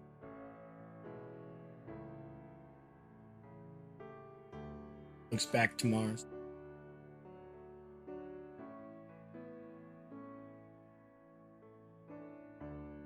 And to her daughter, who's Mr. Farr stepped up, says, let us all bow our heads and think of Mr. Farr. A moment of silence as you see her prepare to close the coffin. And in that moment, it kind of flashes to each and every one of you. The memory that you kind of protrude in your mind will start with the back of the room forward. Before we do that, is Amrit here or did he leave? He left, yeah. So we'll start with Amrit who left. If you do get a fleeting thought of Mars, what would that be? Or do you not have one at all?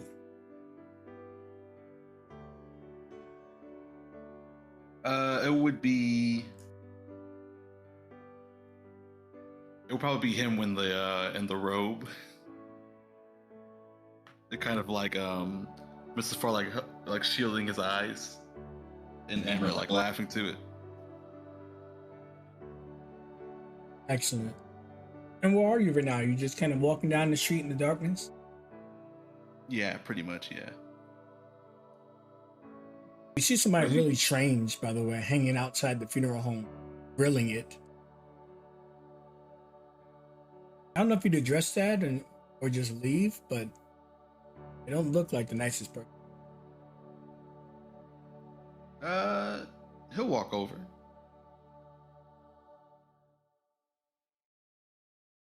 We'll put you briefly.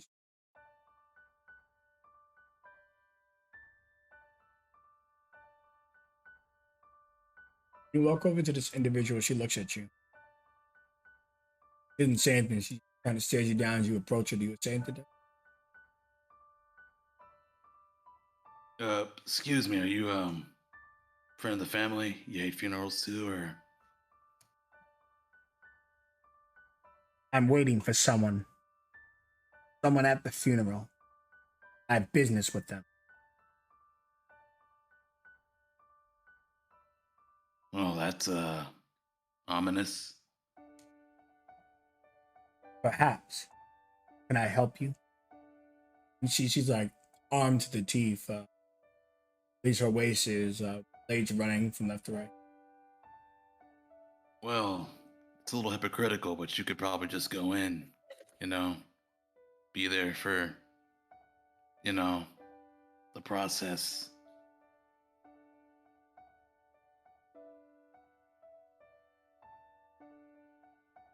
Who exactly did you have business with, or?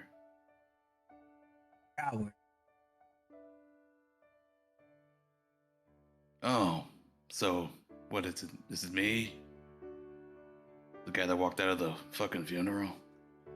Oh, his name is Lewis.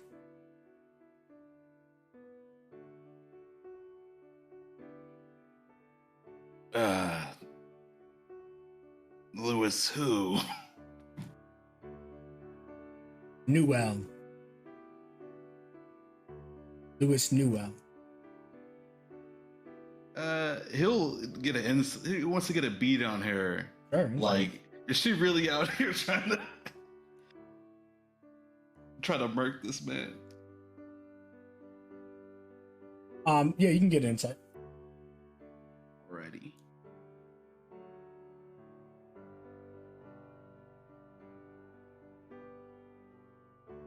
You're not sure. You feel a lot of, well, I suppose it's obvious, but this is what 11 provides you. A lot of hostility coming up.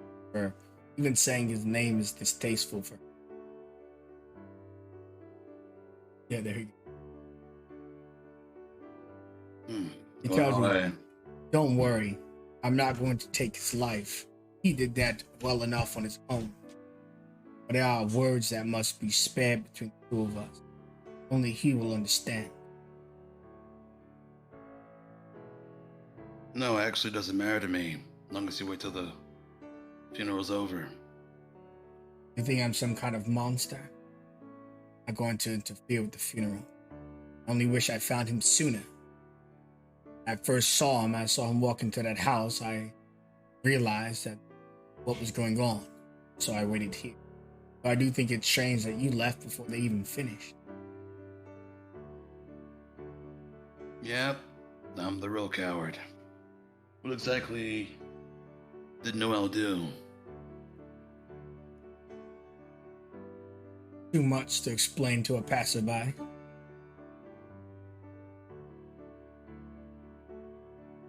Yes, I'll afford you this much. I sit where he once stood. I take up the mantle that he threw down. I respect what he did not. Well, we all carried the weight differently. Which includes excuses. Maybe. But you can't always fault someone's temperament and what they can bear. That funeral, Lewis have anything to do with it? He'd probably say so, but no. Yeah, that's Lewis. Well, hope you figure out whatever you're doing. And he'll walk past her. Kind of moves out of the way briefly. Bye. Leaning against the wall. See an insignia on her. Seen something like that before. Briefly. Maybe not intentionally. The symbol of the tangled. Gotcha. Then we'll keep going. Okay, back inside. The next moment, Judith, what is your moment of your mind as the casket is being closed? Everybody's head is kind of bowed. Would the reporter's head be bowed, or is she just kind of getting a picture of everybody else's head bowed? Or at the moment you wouldn't want the camera flash to wake people up? Well, it doesn't say that there has to be a flash on the spell. So No, but is there a vocal component? Because noise is what I'm equating for the flash. Okay, let me double check. Because without subtle, which is exclusively sorcerer, vocal components are heard by anybody nearby. Yeah, there is a vocal. So I've been calling it a flash because thematically, but that's pretty much doing it. People would know. Got it. Yeah, for sure. Maybe not like right in the exact moment, but I definitely do take a photo of just the moment. But the memory, my head isn't bowed necessarily, but I just kind of think back to a memory that I had of him, and it was when, things were kind of going bad, and when I, set Far Inferno's blaze of glory, and, everyone seemed pretty pissed off at me, but everyone except for Mistafar, he kind of was able to keep a a bit of humor into it, and how he kept always would say like just to make sure that we keep our happiness while we're out doing these intense missions and stuff. But yeah, she would just think about those moments and think about. She wasn't too close with him, but she respected him greatly, and that's what she'll focus on. I did love your photos. Don't frequently look at them or ask you about them. Sure, that's one of many things running through your mind. Yeah. Lewis, your memory as you close your eyes and the casset's being slowly closed. Watching the lid be closed and seeing his final glimpse of Mistafar, Lewis's mind slowly trails back to when we first finished the first challenge at that temple, where we both managed to push through the door and enter into the room that the previous conquerors of that temple set up for us, the final resting place. Of the look on his face of sheer relief as he collapsed down and was finally able to rest after enduring so much pain in order for us to even have a chance at the challenge. Just the various thoughts of the sheer amount of pain he was willing to endure, the risks he was putting onto himself in order to make sure that we were capable of doing what we needed to. It summons up an immense amount of respect within Lewis, and even a little bit of envy at being able to shoulder all the burden that he himself knows that he wouldn't be able to now, but will need to if he wishes to be able to take up his mantle.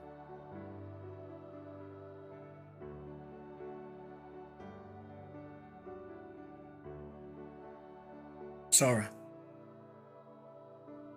As Sora watches the casket be lowered down, her mind goes to that same night where everyone was locked down for their own good, and Mistafar was watching over them all, but being so protective, he would pick up Sora in the moment, and Sora just remembers that moment being something she'd longed for a long time. This paternal protection, the feeling of a fatherly figure. And ever since then, there's these snap images of her napping somewhere near to Mistafar whenever she was tired out from all the studying and training and dodging Dondo. But more importantly, she thinks on all those moments where the funniest side of him, the part she liked the most about his ability to miss any breakfast he tried to attend, and how she would always try and pass him the halls, sneaking him whatever she could in her pockets. And as she watches the casket lowered down, she clutches this rolled up canvas in her hands, and just a single tear coming down the side of her face.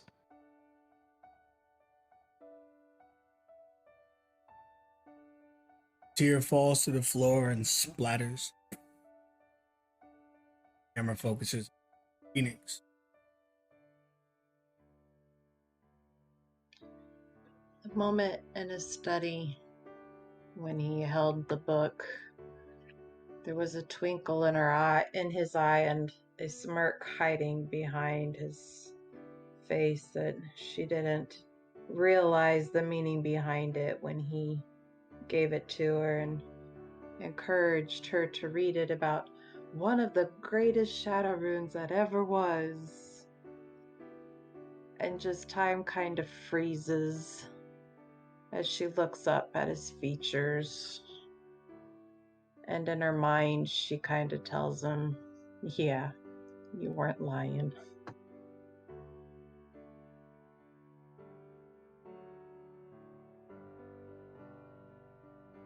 A thrill comes down.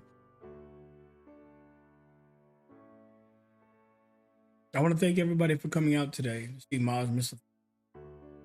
And remember that today's not his final moments, but the beginning of a new journey for all of us, including him. And then he's not truly gone until he has left all of our memories. I'm an open door to all of you who grieve with me. If you'd like to know more about Mars, feel free to see me and my family. But be warned, we'll only be here for a little bit longer. We've decided that it's time our family moves back to Icarus. In any case, I'd like to thank you all one last time.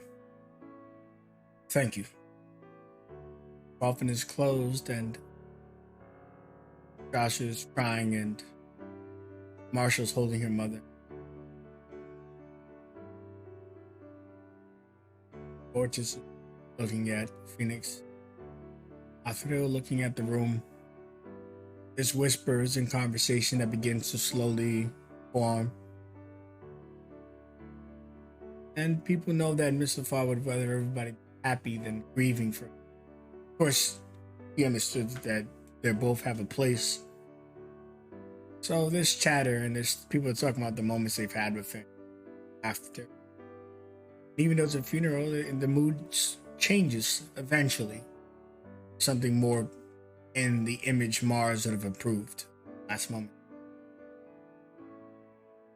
For all good things, this particular moment does come to an end. Mr. Farr is taken below. Rest for all eternity.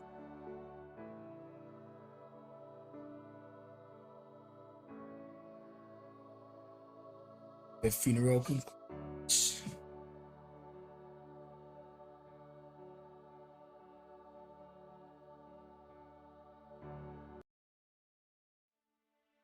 All right, as you guys are finishing up the funeral, moving out eventually, talking, engaging each other. Eventually, Lewis, unless you intend to sleep here, I'll get to the part where you exit the funeral house.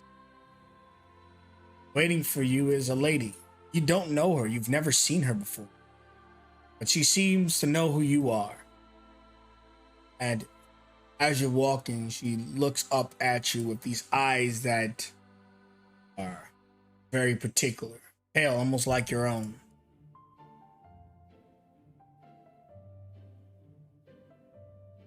And she just help you. She says to you, "Oh, I wish you could help me. That seems to be a problem with you, isn't it, Louis Newell?"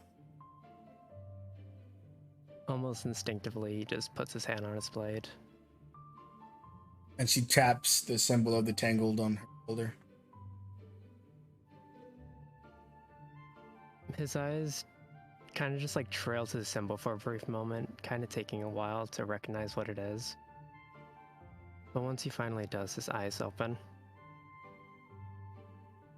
Wait. I thought you guys weren't supposed to be here for another couple days. What the hell? The rest of the tangled will be here soon. I just wanted to see who I replaced many years ago. I heard all these great stories about you. But the tangled still has much fighting to do. Yet I don't see you gathering with the others.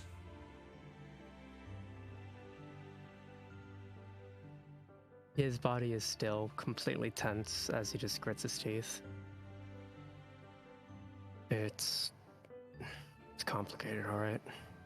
What's complicated? The world needs the tangled. Yet I have to replace you? While you're moping, people are dying. You have an obligation to your family and friends and to this organization.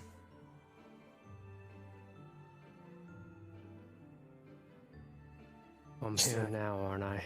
You see her pull out her dagger. And when she pulled out one dagger, all the other daggers on her belt, there's like 12. They form, they're more like fragments of a blade, and she's carrying this long ass blade. She points it at you.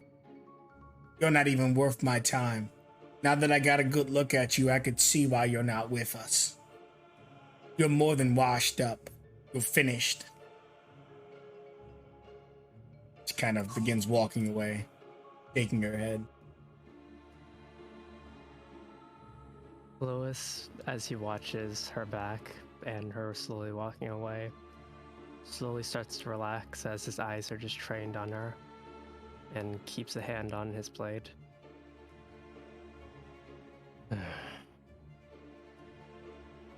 Damn you guys. That's you ended up choosing to replace me, huh?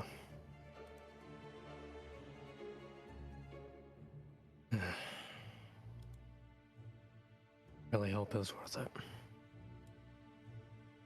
Also, another concern of yours is that the Tangled, they've been through a lot of shit, but they've always managed to be very family-like, cheery kind of people that you don't mind going to the tavern with for a few drinks.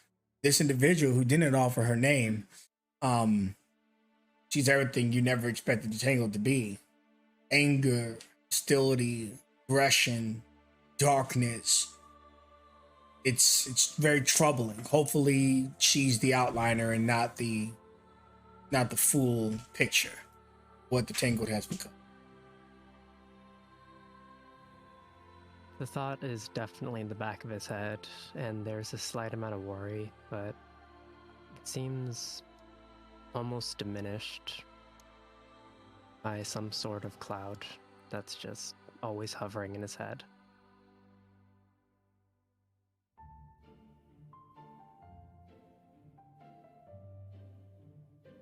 And for the rest of you, is there anything you're doing at the funeral home before you leave? Are you back at the other location? I don't want to like take it off the map. And someone's like, oh, I want to do something real quick. So there's anything you guys would like to do before we officially leave this map and your characters officially leave the funeral house? Let me know. It doesn't always have to be done today. For example, Mathro and his family will be here for at least another week before they move back to Icarus, where Chasha originated. When everybody's kind of paired up in groups and just talking and reminiscing or whatever, Phoenix will look for an opportunity to get some alone time with Mortis, and using a hushed tone so nobody overhears. And I'm hoping he's like in his wheelchair, so she is eye level with him. Yep. I got a question. And I want to ask you because you know me. Like, you won't think I'm being unreasonable or what. Anyway, I want your opinion. See, I'm sorry if this is inappropriate, but do you think Motril Mystafar would be, what's the word? Insulted, annoyed, think I'm arrogant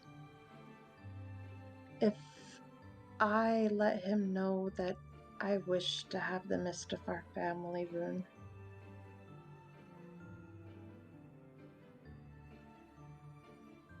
What is good? Oh, that's quite huge.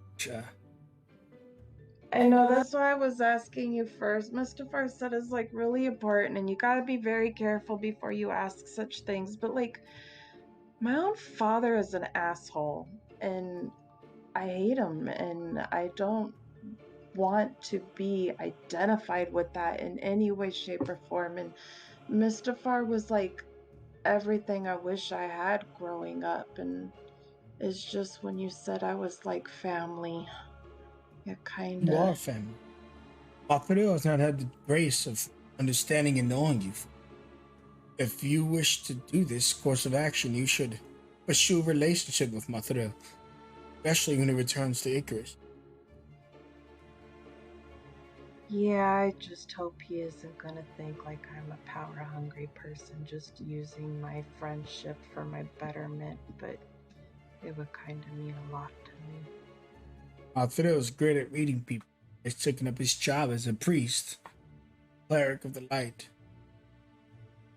I'm sure he will see you exactly as eyes have seen you and his son. It's a treasure to be kept and hoarded, heirloom for a family to have. Not to say you're an object, I'm sure you understand what I'm getting at. She smiles. Yeah, thanks. I wanted to make sure I wasn't nutso. The only thing, and of course you already know this, you are given the family room. You must never share it with anyone outside the family. Yeah, it's the thing. I'm kind of outside the family. Not in my eyes. She looks up at him. Thanks, Monty. Whispers to you, you're more a sister than Marshall Mal. She see as a, what do they say, officer or a guard, an investigator, worked in Icarus, and here she works all the land. He's very intimidating, half sister. She sure is pretty. Indeed. Think you have to be intimidating to try to keep any law in Icarus. That's where I grew up, and that place is, well, it's a mess. But in truth, I've never had a relationship with Marshall Mal. Oh, Mal. I keep calling her by her title. Never had a relationship with Mal. You're more of a sister to me than she's ever been. Not that she's been mean, we're just different, her and I. So I want to thank you again. This was a heavy day, and without you by my side, I do not believe that... Well, my mouth may have functioned like my legs are now. They would not have moved. No, it was an honor. It was a gift to me to be able to do it. Thanks. Definitely meet his wife sometime. Sasha has many great stories, both with and before my father. He speaks of the world on metalled rain, good grasp of a old technology, and I know you love to tinker. Well, when he said metal rain, she kind of did a double take. Did you say she knows about the metal rain time frame? Indeed, and in addition to that, she's quite familiar with Palm as well. Oh my. Oh my. Mars is my family, with my stepmother and my father's. We've been around, to say the least. Yeah, you know, I don't believe in destiny. I think destiny is what you make of it, but God, am I being given an opportunity? Good, everyone deserves an opportunity. And he knocks on his chair, since usually he's bedridden, but because of you, he's able to freely travel around.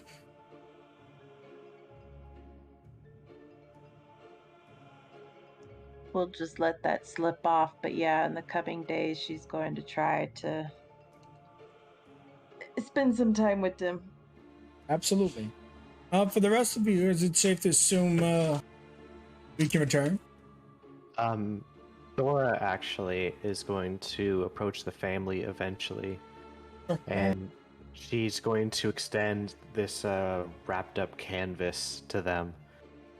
I wanted to give you all something to show my appreciation to him. Well, I'm just a beginner, but I invested a lot of emotion into it, put a lot of thought. I wanted something that captures the strength he showed. And she hands the painting she did to them. So when you initially approached her with this like wrapped up thing, Marshall Mal like stood in front of her mother, and you could see her hand. It didn't look like it moved, but it rested on a shadowy blade. And then she realizes after what you said, she lowers her guard. She doesn't think you noticed because it all happened extremely fast. You'd have to be very inquisitive or very insightful to pick up on such a move. But with a perception like yours, I'd imagine you caught wind of it ever slightly. Marcia smiles to you, almost changing her personality entirely from this grim reaper to an angel. And she tells you, Thank you very much. My family appreciates your gift. Joshua smiles as Marshall takes it from you. And Sora would bow to them quickly and say, "He was a great man, and the first time I ever experienced feeling like I had a father. May the winds carry him to a gentler place, where biscuits are aplenty. Ilanan." And Joshua, Sora, but Sora would, no, you go ahead first. Joshua gives you her family's blessing, and she's very appreciative of you. She knows you were his students, and well, we could just say that Miss LaFar talked a lot about you. Not you in particular, but the students in general. So she's well aware of the people that are at the funeral today. She takes it really happy, and she tells you guys where they plan to relocate in Icarus. That you're welcome to stop by whenever you. It's a little farm, she says, in the outskirts of the main city, but it'll feel a proper home. I would love to visit sometime with Phoenix, if I'm allowed. Thank you for your time. And she's gonna turn and head out of the chapel. Excellent. And with that, I'd imagine all of you set out in our. Can I do one thing? Yeah, absolutely, sure. Sorry, yeah, Judith, she wasn't really too keen on hanging out and chatting with everybody, so she, once it's all kind of wrapped up and she passes by the other, masters and stuff, she gives a little nod and goes outside. And what's the weather like right now? It's a nice night. It's breezy. It's not too hot, not too cold. Probably like 55, 60. Okay. She will just kind of go up and, like, when she's all alone, and she puts her pen kind of up into the sky, and she writes, "Rest in peace, our hero, Mistafar." And she'll cast Skywrite. And then she'll just walk home. Floats above the entire city for an hour. No doubt caught the attention of many eyes. And as you all eventually get home, there's one last thing to do today. Is each of you would get a knock on your door asking, well, I'll let the individual ask you all to assemble. How do you address each and every member of the party, Lewis? As everyone begins settling down, going into their own rooms, they would eventually hear a knock on their door from Lewis. Mind meeting up in my room when you get the chance.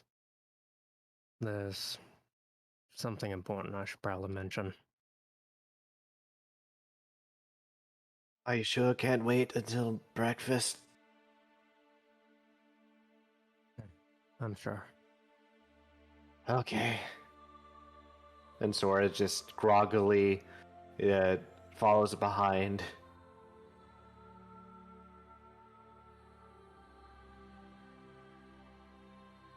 Yeah, is Amra coming too? Have you tried his door? We would have visited everybody's door at some point. All right, let's go. What's going on? Anything fun? Anything to break out? Release some tension a little bit. Who died now? Once everyone eventually gathers into the room, they would end up finding just a variety of papers, books, and such just scattered across his room. Like, it doesn't look like it's organized, but if you glance at it, it seems like they're somewhat organized into piles, just very chaotically. What are you doing over here, Lewis? Went on a shopping spree? Oh, this almost looks like my room. What's going on? How do I put this? Aether visited me before the funeral. And she said that we wouldn't be assigned another teacher. I'm gonna be the one that's taking over that position. Phoenix stifles a chuckle. You're Are gonna you sure you have the stamina for that? Haha. you're gonna be our teacher, but then you're also gonna be with us when we're doing different events and things like that. What'd you do to Look, piss her off? I didn't. Look, my body might be not nearly as strong as I used to be. I'll be the first one to admit that. But I still have all the years of experience. I still remember as much as I do. Quite a bit when it comes to everything that's necessary to become a rune warrior. Everything that's needed in order to progress us to the level that we'll need to be if we're gonna face palm.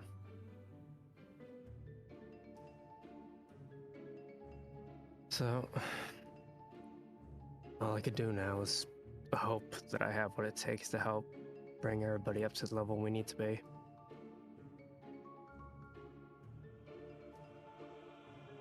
Phoenix just crosses her arms and shrugs. Alright, but if you fall asleep while you're trying to teach us, I quit.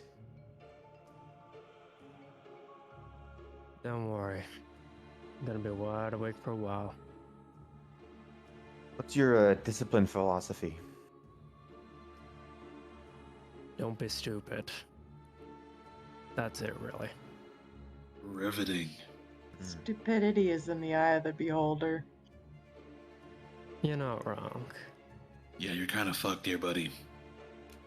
Yeah, good luck. I wish you the best, Professor Lewis. Or is that what should we call you now?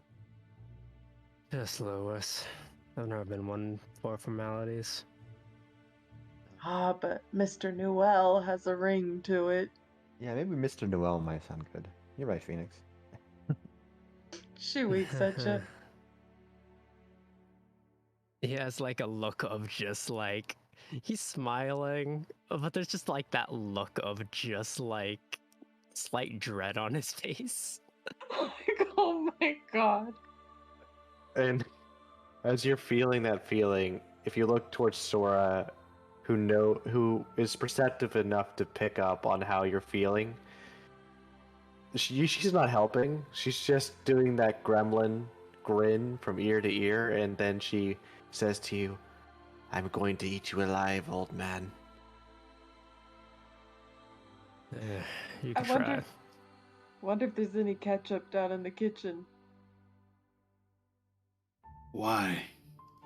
No reason. Yeah. What's the catch? What the? I don't want to know. Barbecue sauce. I'm on it. Don't worry. Well, all right. Truth kind of yawns. Well, fantastic, Mr. Noel. I'll see you around. Just let us know. Give me I'll just grab a syllabus or whenever you're ready, and then I'll be there. He's not gonna have a syllabus. Right. Just meet down in the dining hall like usual. I'll figure out whatever the hell Mr. Fowl was originally planning, and we'll figure out our way from there. Wait, so what are these stacks of books and whatnot? Phoenix is gonna walk over to a stack. You'd eventually find just like what seems to be just a variety of research materials regarding the different methods in which to teach how to be a rune warrior, the variety of battle tactics that have been employed over the years. Each of the piles seem like completely just strayed papers, just like haphazardly slammed on top of each other. But they seem to at least be organized to the point where you could organize it into the stacks of rune development, physical training, and battle tactics. Essentially organized according to what our usual teaching regime has been so far. She's gonna start flipping through a book, actually taking it kind of seriously. This is some good stuff. You got Mr. Farr and Ethan to thank for that. She just smiles. Good night, teacher. Yeah. See you later. Good night, everybody. Good night. Night. Judith will go in her room and pass the F out. I should get back to my meditations. Good night, everyone. Not. Yep. Congrats, asshole. Phoenix lingers after everybody else leaves, and she makes herself comfortable, sits crisscross on the bed with one of the larger books on her lap. Need a study buddy? It'd be appreciated. Haven't exactly had too much practice when it came to this type of thing. I need all the Yeah. help I can get. Pretty sure you got more practice than me. I have my cousin trying to teach me how to use a crossbow. I mean, I'm not bad at it, but... And then she kind of leans back, puts her hands behind her and leans back a little bit. Yeah, I'll stick around for a little while. Thanks. Alright. Let's see what he was working on before. Well, everything.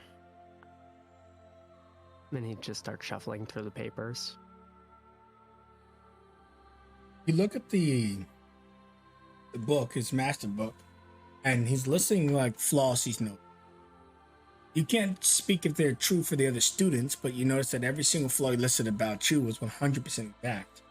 Even though most of our engagements with him were either joking or brief, it was clear he was extremely attentive to everything we were doing, how we were doing it, why, and how well we performed. You could see all the stuff that people need to work on, which is something that you can tackle. It is plain to see on the pages before you. He also came up with solutions to these issues and things that he thinks people would enjoy. He thinks about giving you guys 2-day weekends because Judith also works a full-time job while being at the school. So that's something you could implement. Did you see that he recently got that? You think that he's trying to get you guys a more steady payment, which you could still argue for and put in the appropriate information. Because right now you guys are kind of getting like only first year pay, which is not a lot. It's very little. You guys are also doing all 3 years jammed into one, which was his argument. So it's something you can deal with later. You see that he wants to enhance runes and that he has several locations where Phoenix, he had always wanted her to learn the hand symbols, the shadow rune. So, and which brought you back to when she first learned her first one, he was very excited. But he wasn't sure that that's something she would want to pursue. With Amrat, you see that he has a lot of protective notes, extra security measures, and that the strongest guard has always been placed at Amrat's door. Even though Amrat just see a regular knight there, he was worried about the Knight Chapter making a move on. You see that he roughed up Dando a few times. He's not worried about Dando ever bringing it up because Dando would never admit losing, but that he actually found Dando before he went to the school and beat him up for beating up Sora. You see that Mr. Farr was extremely active even though he only spent school hours with you guys and breakfast. And all this stuff only just peeled back the onion more of a man who brought many of us to tears. He was a great leader. You've got big boots, but I heard you've got big feet. So with that said, the lessons begin. And what does that mean? It means that we're going to have another small time skip. And that's happening right now. To close out the session, which we still got about 20 minutes or so, each of you are going to express what you do over the next 3 to 4 months. I put a few points in chat here for you to consider. And of course, that is just to consider. You can do other stuff. But we are skipping another 3 to 4 months. That's right, people. We're getting close to that fall. So, Lewis, as you close that book, I'll give all of you a moment to consider the time skip and what you want to say. Just a moment. If anyone feels like they know what they're going to do for the next few months, you can volunteer, and while you tell us what you're up to, others people have time to figure it out if they're not.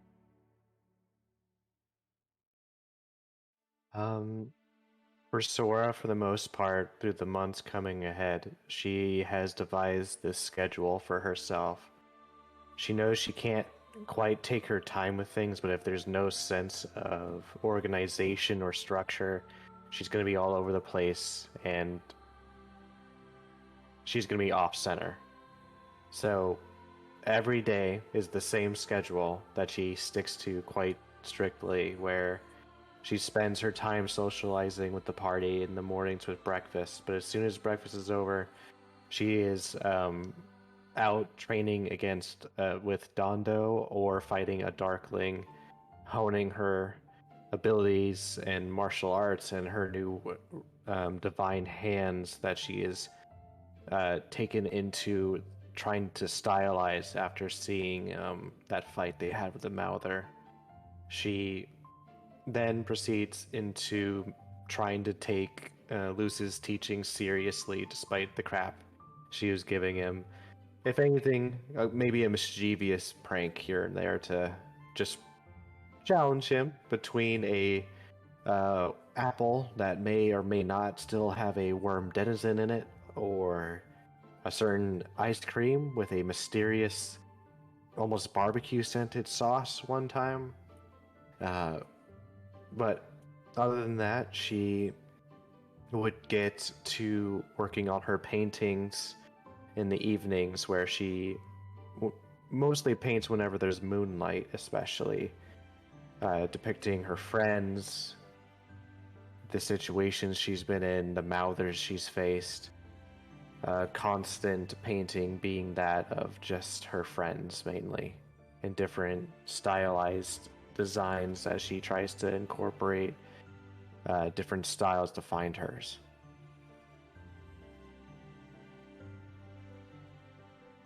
Excellent. How much of that time did you keep training with Dando? How often would you say? At least 3 to 4 times a week. It would sometimes probably drop to 1 if he clocked her really good and she had to recover a little bit longer, but for the most part, 3 days out of the week, she would be training with Dondo and Darkling fighting. Excellent. You guys are the fought some more Darklings, including another displacer beast. Was well, before it took the entire party to defeat that displacer beast. But eventually you would have gotten to a position where you could take it on alone, which I'm sure you're very proud of. Yes, she at a moment like that of being able to fight one of those alone, Sora would look down at her pendant and narrow her eyes, and she knows what she has to do. The time is coming quick.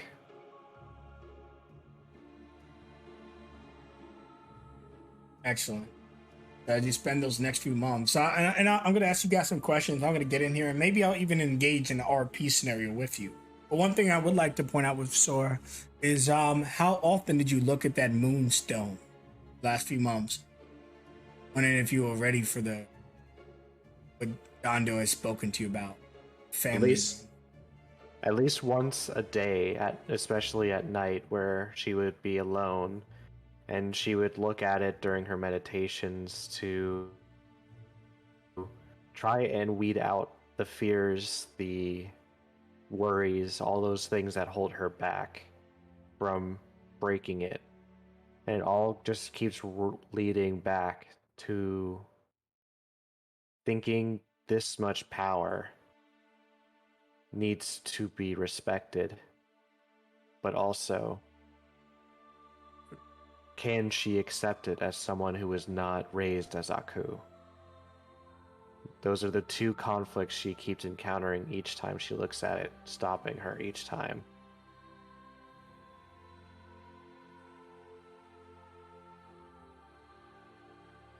Where is the doubt? Mind, your heart, your physical strengths. What is stopping you? Accepting is your birthright.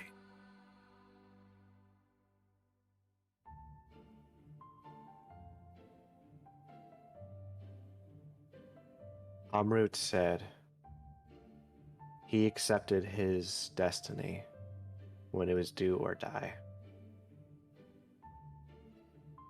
And the others gave their own pieces of advice that points Sora to looking and seeing the silhouette of Ogobas. She believes she must speak with him once more to finally decide for herself if this is something she will take.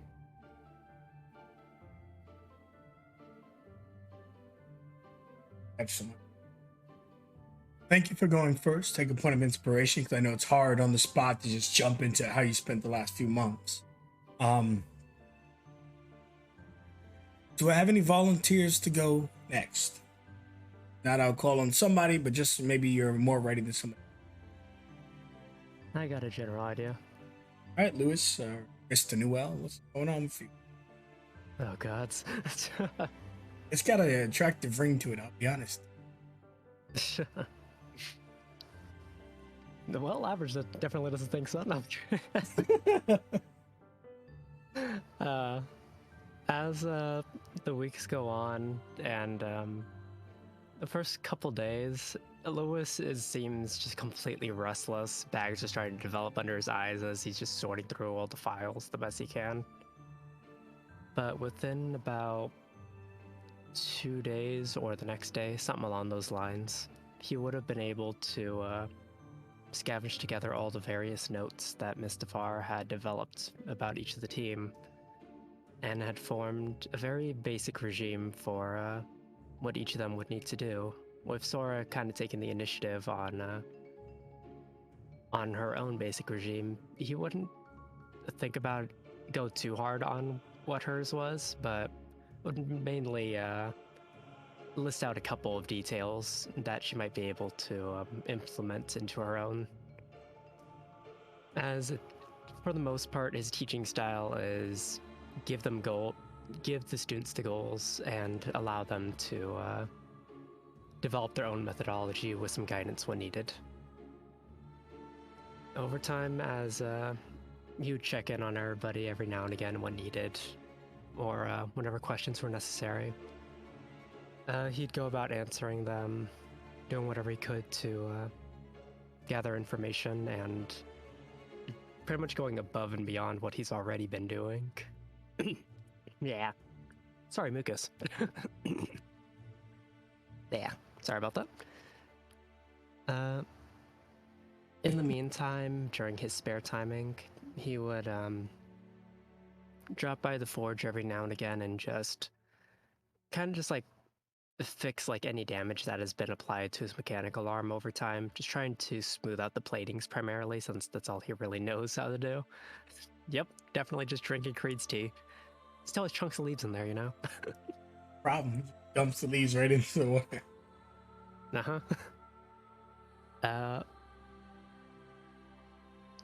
And eventually over time, after about the first half month or so, realizing how much of a workload he's taking on, he would probably try to stop by one of the various areas that Between the Flames helps manage to send messages, and would send a message over to good old Clemdor. The basis of it being that he's been taking on a bigger workload lately and might not be, and probably isn't able to stop by Icarus anytime soon, but would ask if he might be able to send over the plans, as somebody might be able to help him out with it. From there, he would just do whatever he can to... Hold on now. I gotta interject Oh. there. You send out that message and you get a message. If it isn't Lewis Newell, my man. You know who this is, right? If you don't, just ask your mom about me.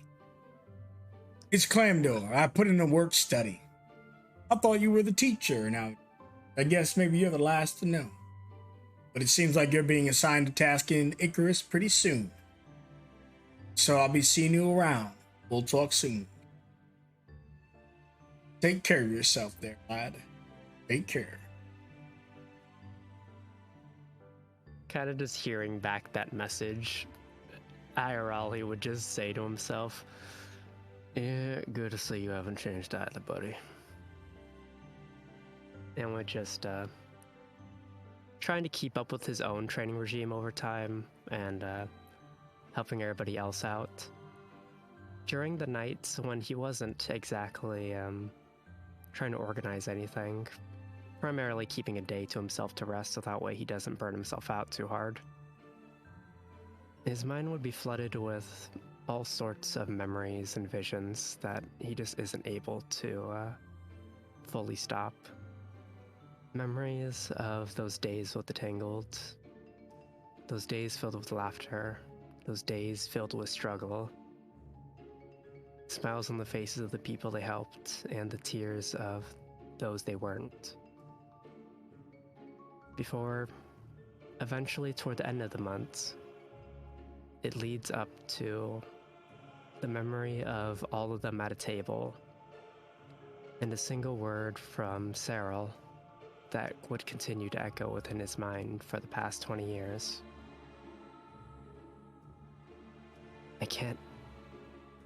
We can't have you holding us back. He would slowly just shake his head as he heard a certain voice of Tyrantrum start to echo in the back of his mind. Like every time he had a memory. It seems that you're living up to everything that they thought you were.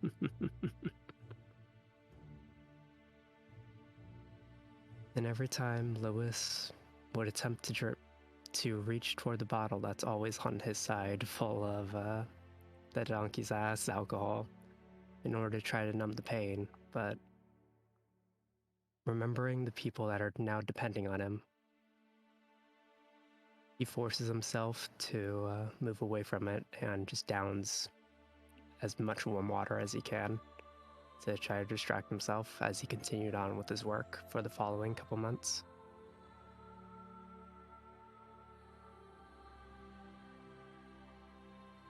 Thank you very much. It seems like there's a work study in place. Pretty soon you're gonna have to tell the people to pack their bags. We're going before we go to Icarus. There was a few things as a teacher that you had to do for the students, to which I'm sure you would have pursued because you're trying your best. You've had 3 months pass, or 3 opportunities to submit. Maybe you get the pay at the first month, maybe the second month. But if you pursue the course of action, you get the 3 years worth increments of per month. Then you can go ahead and in chat make me a persuasion roll.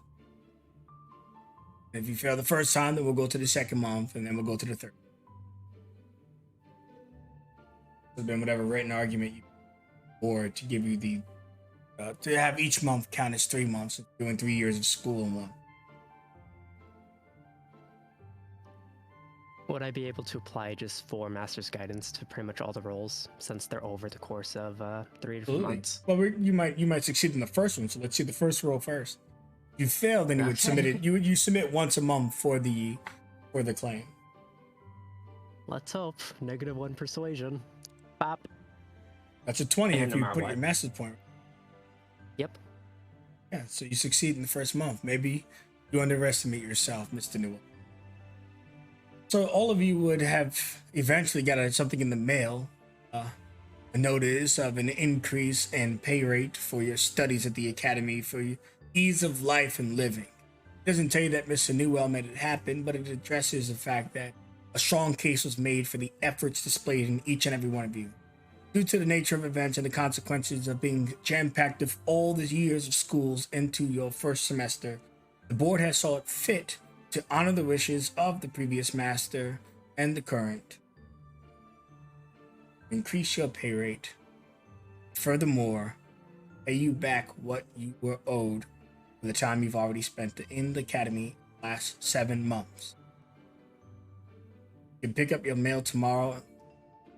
If you're reading this, then you have been given 793 gold pieces. And whatever, as Lewis was the one that was directly writing the request, anything that he would have earned, he would have instead directed any amount that he would have earned to everybody else. If somebody Save for, busts out a like, 10 gold. calculator and divide that by 4 and put it on top for the rest of Don't you. keep it easy. I'll try to figure it out real quick. 198. I already had a calculator open adding my stuff. Nice. He's gonna keep like a couple gold to himself just cause. Yeah. Yeah. Well, how much are you keeping from the your 793 so we have an accurate split? Yeah, I need to figure that out. He's probably gonna allocate like 13 of that gold to himself. I'm trying to figure out like what. I thought you were gonna take a real chunk. You're like, I'll just take 13. Nope. Why don't we He's say keeping 93 it and make it a very flat small. 700? Why don't you take 93 and we make it a flat 700 to disperse? Okay, we could do that. Each of you would get an Like a multiple of 4. additional 175. Hot damn. For a I total don't even of know. Yeah. 968 GP each. Minus Lewis, of course. Mr. Newell, I apologize. Where's the nearest comic book shop?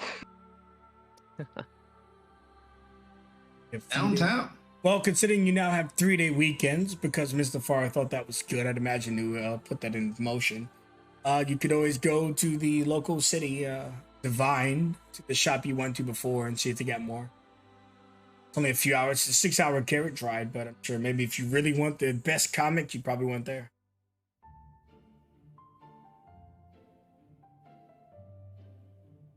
But in any case, thank you, Lewis. You're proving to be an exceptional teacher. Though, we always think we're doing good, but the real truth is in the students themselves. The rest of you, as you continue, you can give me your opinion of how he did. You can give me an opinion of how it started. Maybe it was rocky, and where it is now, maybe it's still rocky. Who would like to go after Lewis? Thank you very much, Lewis.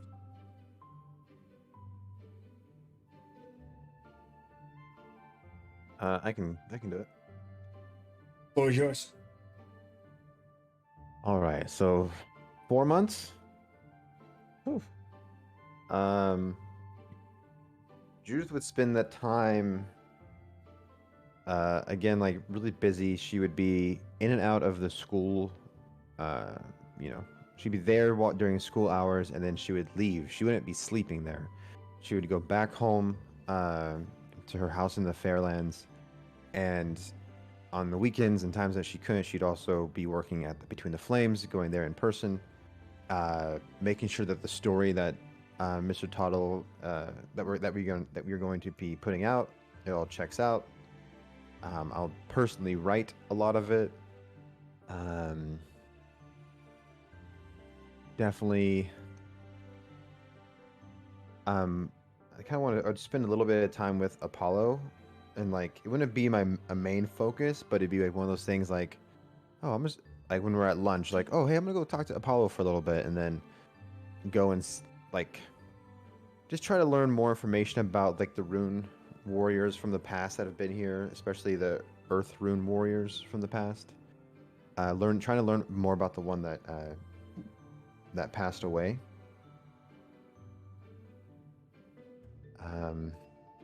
Sure, give me an investigation or history. Oh, One is you recalling the information to the pages, and the other is you doing the hard work, the groundwork. That's pretty damn good, I might add.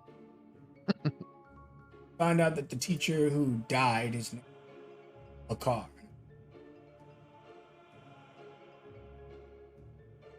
He had a very particular Earth rune ability, as you discover that he was able to manipulate gravity. Extremely powerful technique. He could force you to the floor in the sky. He pretty much had a complete control of you. Some people thought he was an air rune. He was using wind to move people, but instead he was using our bodies and the earth around him to bind us to laws of physics. So he determined our body weight. So if you, Judith, let's just say you weigh like 150, random number, maybe less. He can make you weigh 1,000 in an instant, making you fall to your feet, unable to handle your newly found weight, but having grown into it. Very, very powerful individual. It would have taken someone very powerful to kill him. There were rumors of 3 such individuals who could have potentially. Did you find that out? Give me another. This is all very hidden information, and also what you've earned so far would have given that. Okay. Investigation. 15. You managed to uncover one of the names. Maybe it's the right name of the 3. And I think it shocks you very, very much. The only name that you found that was a suspect was Apollo. Jesus. Does it say why he was a suspect? Just that him and Apollo had a very rough relationship. That they believed that he died from poisoning and Apollo served most. Got it. But of course, unfortunately, there were other suspects, but the classified files you're attempting to dig up in your reporting efforts are extremely difficult to come across. You've done well to bury it, and the shovel you're using is not enough. Yeah. Okay. Would I also, in the 3 or 4 months, been able to research more about because we said that someone probably killed him to take his rune. So just like other ways, there are other people who have like taken runes away from people or History. like, history. Let's see. What is? I'm gonna use one of my session recap inspos for this. That's okay. Okay. Because history's not as good. 18. Hey. You heard rumors of an artifact, something to do with Zion. The nation is largely missing. That it was a glove that could take rune powers. Anyone's. All they have to do is defeat you, not necessarily kill you. They do have to defeat you in whatever the glove deems a fair victory. That is the only recorded way of stealing another person's rune. Runes are otherwise only ever removed if we choose to change them ourselves. Not even charm person and convincing you to change it would be enough. You have to completely, unassisted by magic, make that decision yourself.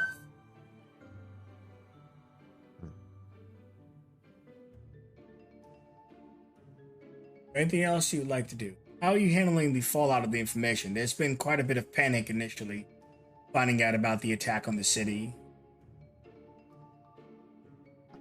Yeah, I would just. I think it's one of the reasons why I probably wasn't at the school as much. I would be, make sure to be, at the office, to help handle any kind of fallout or just to be there. Whatever Mr. Tuttle needs. I know it's kind of like I broke the story, but anything that I can do to help push things forward, I'm happy to do so. Mr. Tuttle went from being mostly black-haired to fully gray-haired in the past 3 months. He's been dealing with protests outside. Some people saying that the news is not true. Eventually, when the news was confirmed by the school, there was more outcries. There was a lot of protests at the school and other stuff. People feeling safe. A lot of people moved out of Fairlands. Other people have fortified their homes. There's been a lot of restless stuff.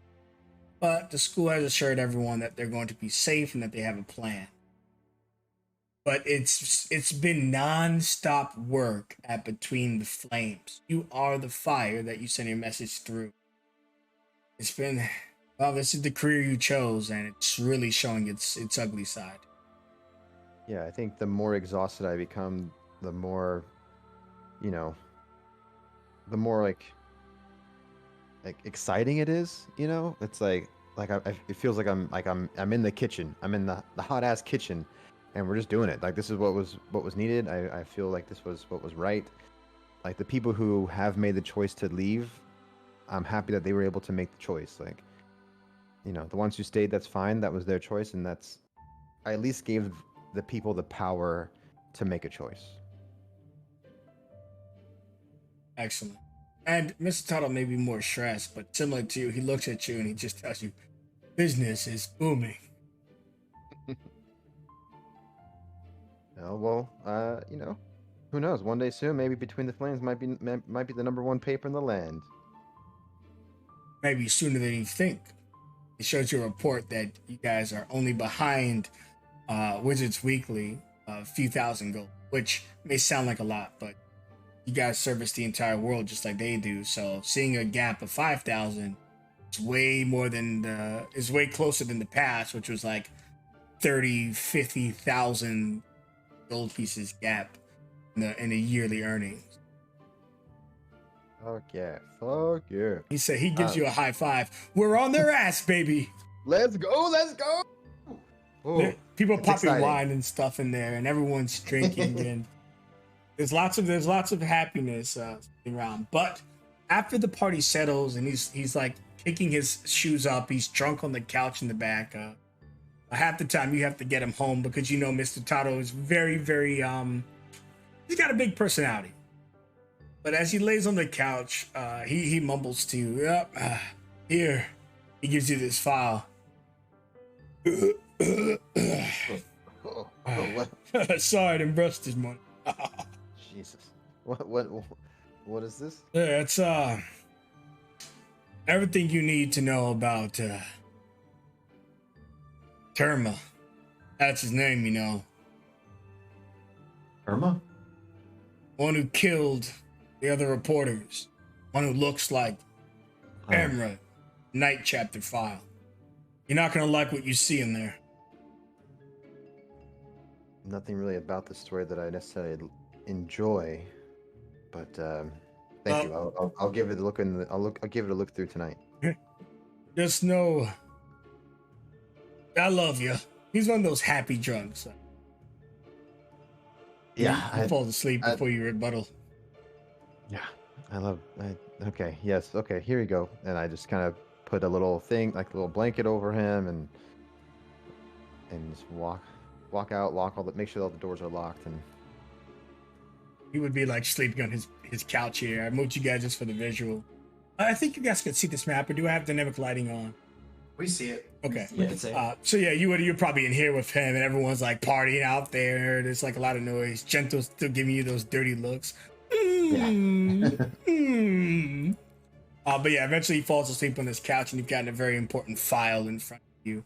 Of course, it's ominous. The file is just like this black folder. It just has NC on it, which represents night chapter. There's a lot of photos in there because it is required to get hired here to know photographia. There's just all this information. And you're going to eventually be able to read it all, of course, it's yours. But I want to know if in this very moment, if you're looking at it or not. Or are you going to save it for later?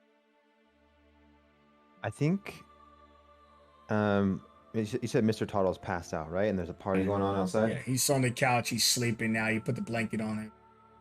I'm just going to open the first page. Open the folder up to see the first page. You look at the very first page, there's a picture of Terma.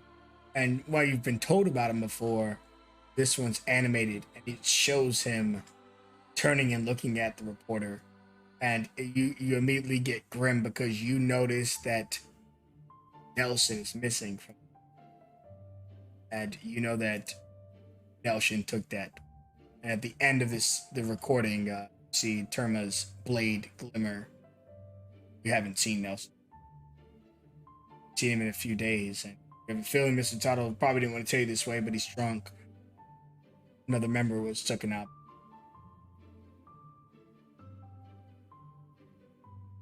Damn, does he look just like Amrit? Pinkish. Yeah, Judith, there's a party going on, but she doesn't drink, so she's pretty effing sober. We'll just kind of take in the image and just stare into the eyes, like the red eyes of Terma. and just like focus there for a little bit, and just kind of getting lost in it, like almost like looking like it almost feels like I'm the one who's being stabbed as I stare into the eyes. And then I'll close the folder, walk out the room, and say my goodbyes at the party. Hey, see ya. And then just go home to sleep in my bed, and I'll look over the rest tomorrow morning. Probably didn't comfort you, but as you hear the Genta was on the table just working. No one was watching it but you when you saw him. Don't get blackout again, all right? We can't fix another statue outside. But in any case, eventually you do leave this. Is there anything else you want to touch on? You did a lot, but if there's more, you can. No, that's fine. It's definitely would spend time with the team and all that fun stuff, and give. I had the face cream that I bought for Mr. Noel, and as I drop it off, I'd say, like, I don't want this to build any favoritism with me and my teacher towards the others. So keep it together, okay? And that would be about it. Lewis, have you been using the face cream? Every night. Although he's a bit better at it some days than others. Well, then you are now officially a handsome. Because it definitely has been helping a lot. Several months of buying this. By the way, Judith has been paying physical GP for this. She's getting the most expensive youth cream. Holy shit. Eventually you would notice, you would see it, and maybe you ran out one day and she wasn't like there to give it to you. She's like, yeah, you pick it up yourself. You heard the price, and you gave up too much of your cut of gold. I will note I have not used any of Lewis's gold for it. You still have 190 gold in my pocket.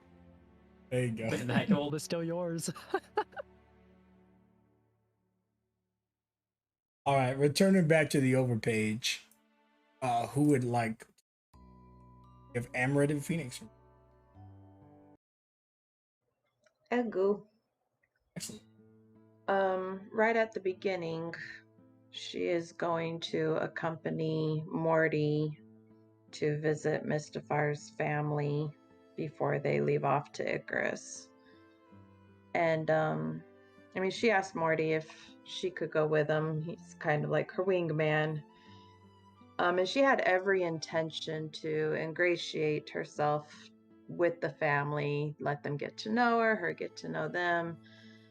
And she was planning on the last day before they leave of asking the question, but it didn't feel right, and she chickened out at the last minute.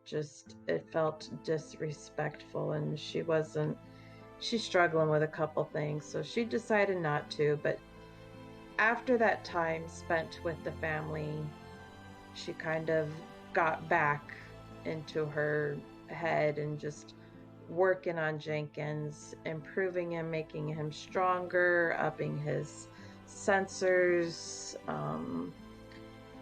wiring him, piping him for hopefully in the future he can deliver healing magic to other people, but he's not there yet. She needs to learn more. She's just been spending a lot of time working on him. In between, she definitely will send another letter to Paz, her cousin, back in Icarus, making sure you are not letting Auntie Sindra read Between the Flames, right? You're keeping that shit away from her because her heart won't be able to handle it. When they get that extra money, she does send 100 gold of it to her family. And she is insisting that they get the hell out of town before that year is up. I don't know if she would hear back from them. Yeah, you would certainly hear back from them. They would be ecstatic. they would be telling everyone about how great you are, and you're probably not happy that they're spreading even they're positive rumors, but they're definitely adding some flush in there, some making it even more beautiful than it already is. Kind of reminds you of when I went to the military. My mom was everyone in the entire universe found out, and she was telling them some crazy stories. So yeah, that's kind of what happened with you. Like, oh yeah, you heard about that one mouth? He just took it down by herself. Something along those lines. But you definitely got letters back from them, keeping you up on Frankie's and all this stuff. Frankie said he's got a lot of stuff to give to you too.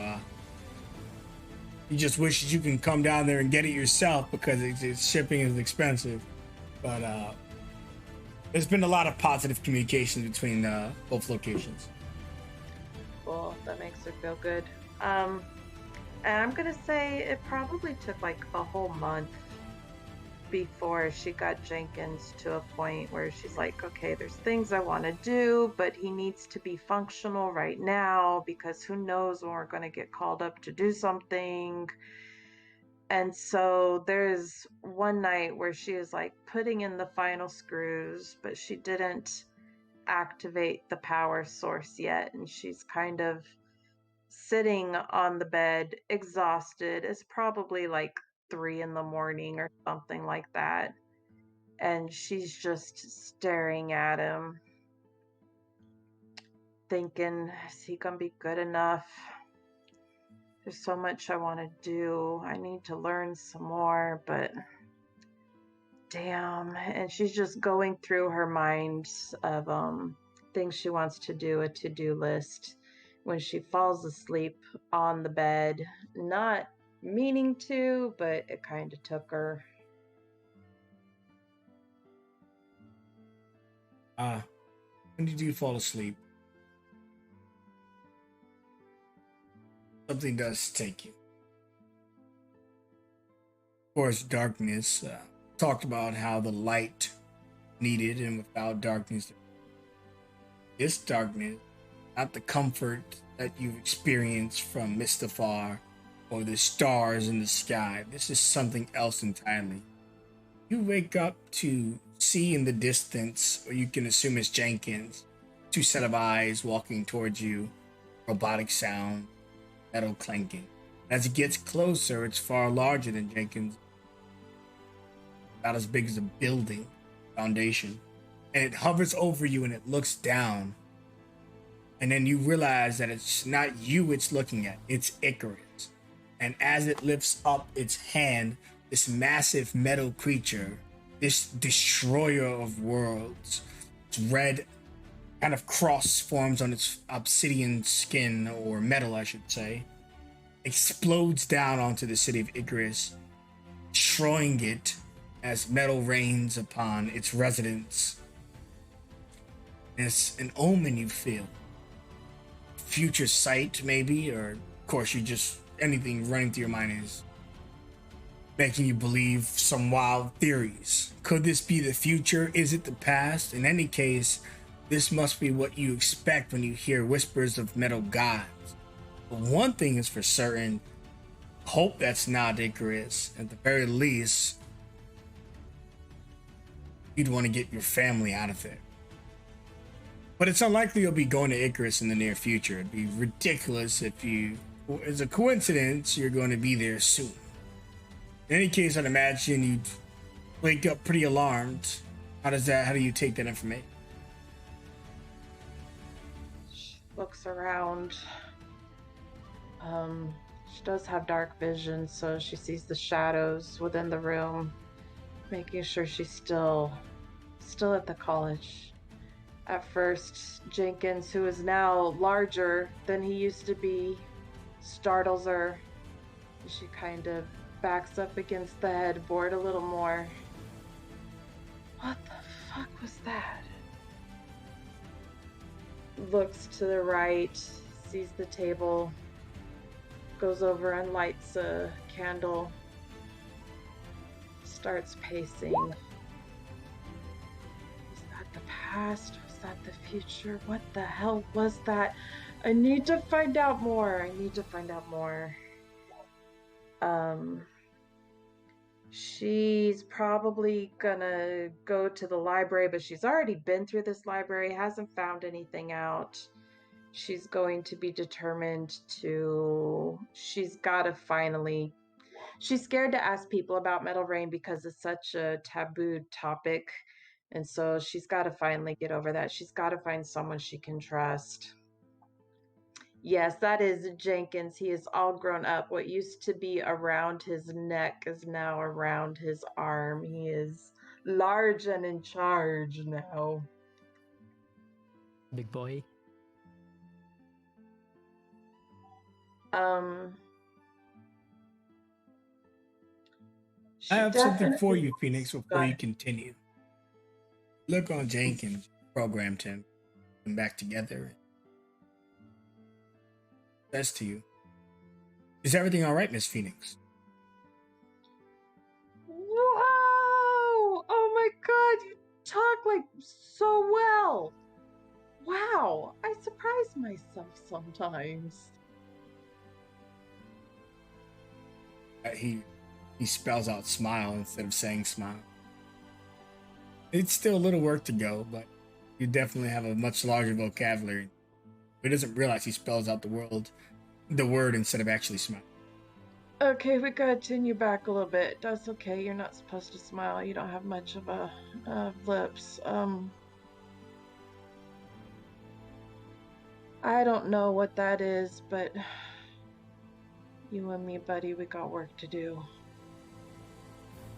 She's gonna spend her next, I guess, month or whatever, really hanging out with, trying to find whoever is at the university that is of the tinkering persuasion.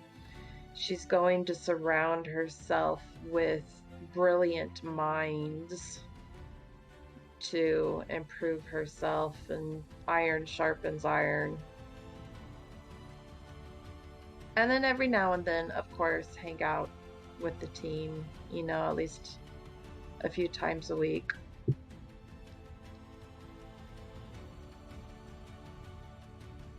All right, excellent. There's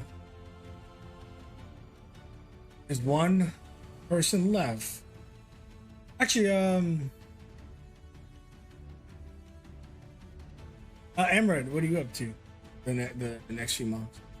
What do you mean? Don't worry, it'll all come light eventually, like all things do. Okay. Well, for now, it's happy fun times. Okay. So we're all smooth here, smooth sailing. So it's 4 months, correct? Yeah, it's like 3.5. I also wrapped in the time it took your travel, so it's a total of 7 months of the school year. But yes. Gotcha. Okay.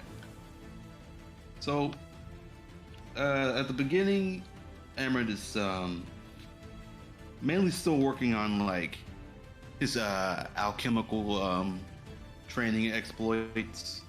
He's in the class, doing more things there. He's like building more of a like a small like little lab in his own room. More vials, more beakers, more glassware, more like little chemicals. He has like a little like kind of like supply closet to keep everything from like getting mixed up or like spilling anywhere. He's been working on that for about a month, making more potions. He probably hands them to Sora the most likely, as she's training. With her being probably the most physical, because Lewis is being a teacher, I guess. And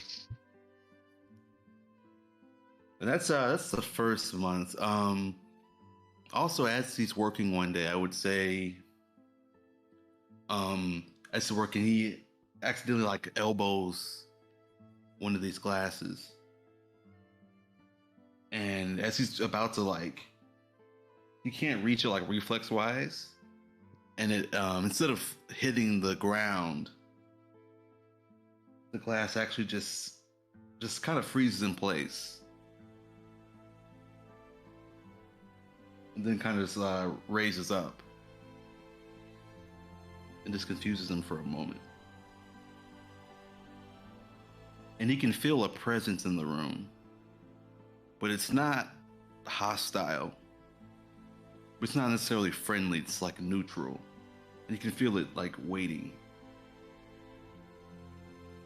And he reaches out his hand, and then the glass will like come forward to him, and he'll take it from this unseen presence there, and he'll learn unseen servant, and he'll begin to learn more about what that is and how he can use that. And he'll just have it like a little helper, and he'll learn the use of the command words, like "come here," "pour," and just that kind of stuff there. And even trying out even more like potions just to help him get the formulas down. Going into month 2, he'll listen on the indoor stuff and start practicing how to control the rhyme spear more, as he can do more a day now. He's realizing that the red kind of form it takes is more like emotional, so he's kind of using it as like a focus to like get his emotions under control, as he has to kind of like hold it in place between his 2 hands and keep it in like a circular form without it like gaining any other kind of shapes or turning any kind of colors or anything like that. He has to keep it in that same like white kind of icy form, and he'll train on that for as long as he can. And then for the 3rd month, he'll try and learn something completely different. Something with like range, as he'll try and practice the Toll the Dead spell more. Then he'll eventually, I would say, because he has Witch Bolt, guys. He would learn how to use Witch Bolt, and he would practice like in a field somewhere on the outskirts of the. There's probably like I would assume, Falcon, there's like somewhere you can do like range practice, like target somewhere. Yes. In Now, like a clearing. I would like to sneak into. Okay. So you shoot out a witch bolt, and you see a whole bunch of steel shards drop out from the field, form a blade, flex the.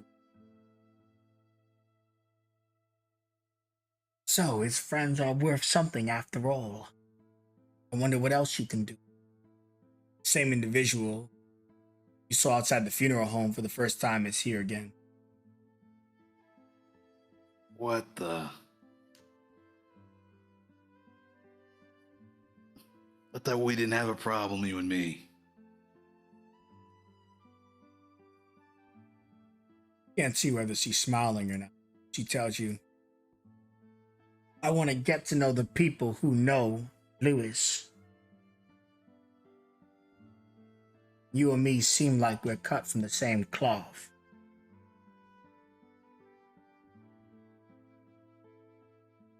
So what, I'm supposed to prove to you that he's, what, a good companion based on the people around him? All you have to do is live. She attacks you. Oh, come on, don't do that.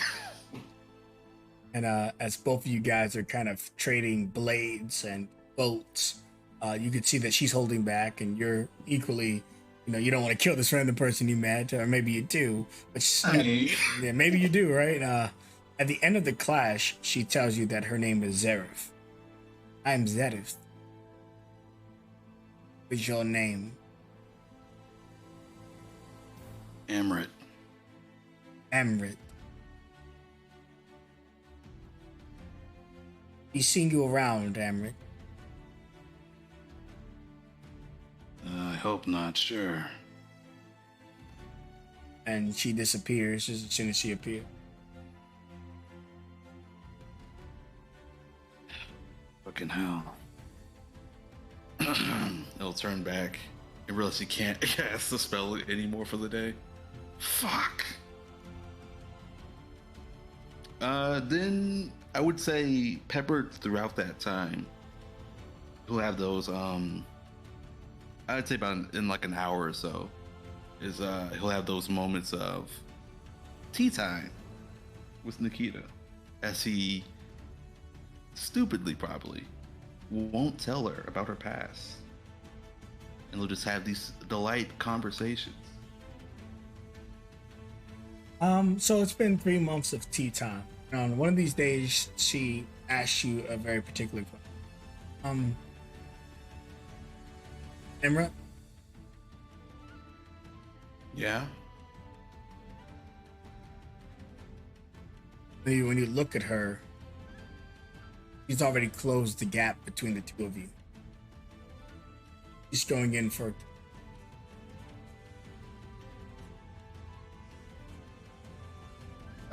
He would like slide his hand between their mouths. She retreats. I'm sorry, and runs out of the room. No.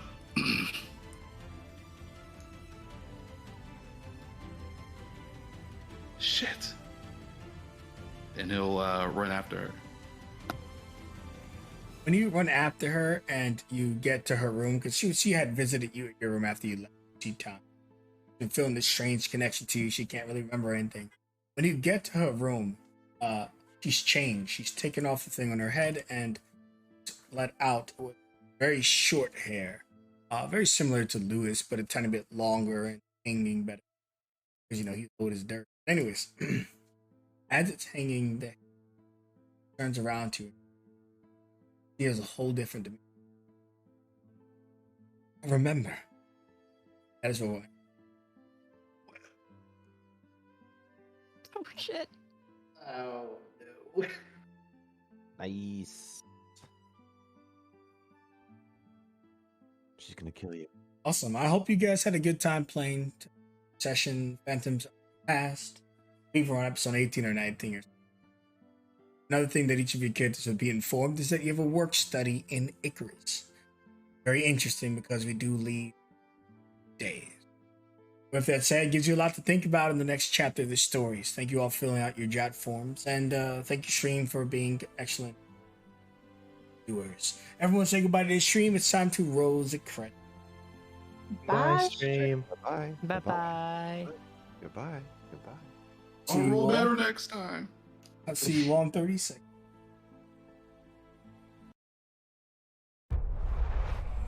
Out of fear, we kept running, tried to hide away. Can you hear?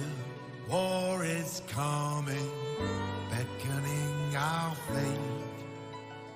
This is the day that we stand up. This is the day we fight. We'll take our pace, we won't give in. Our victory's in sight. Only a sword in our hand, but we enter the lion's den. We're not waiting for a war.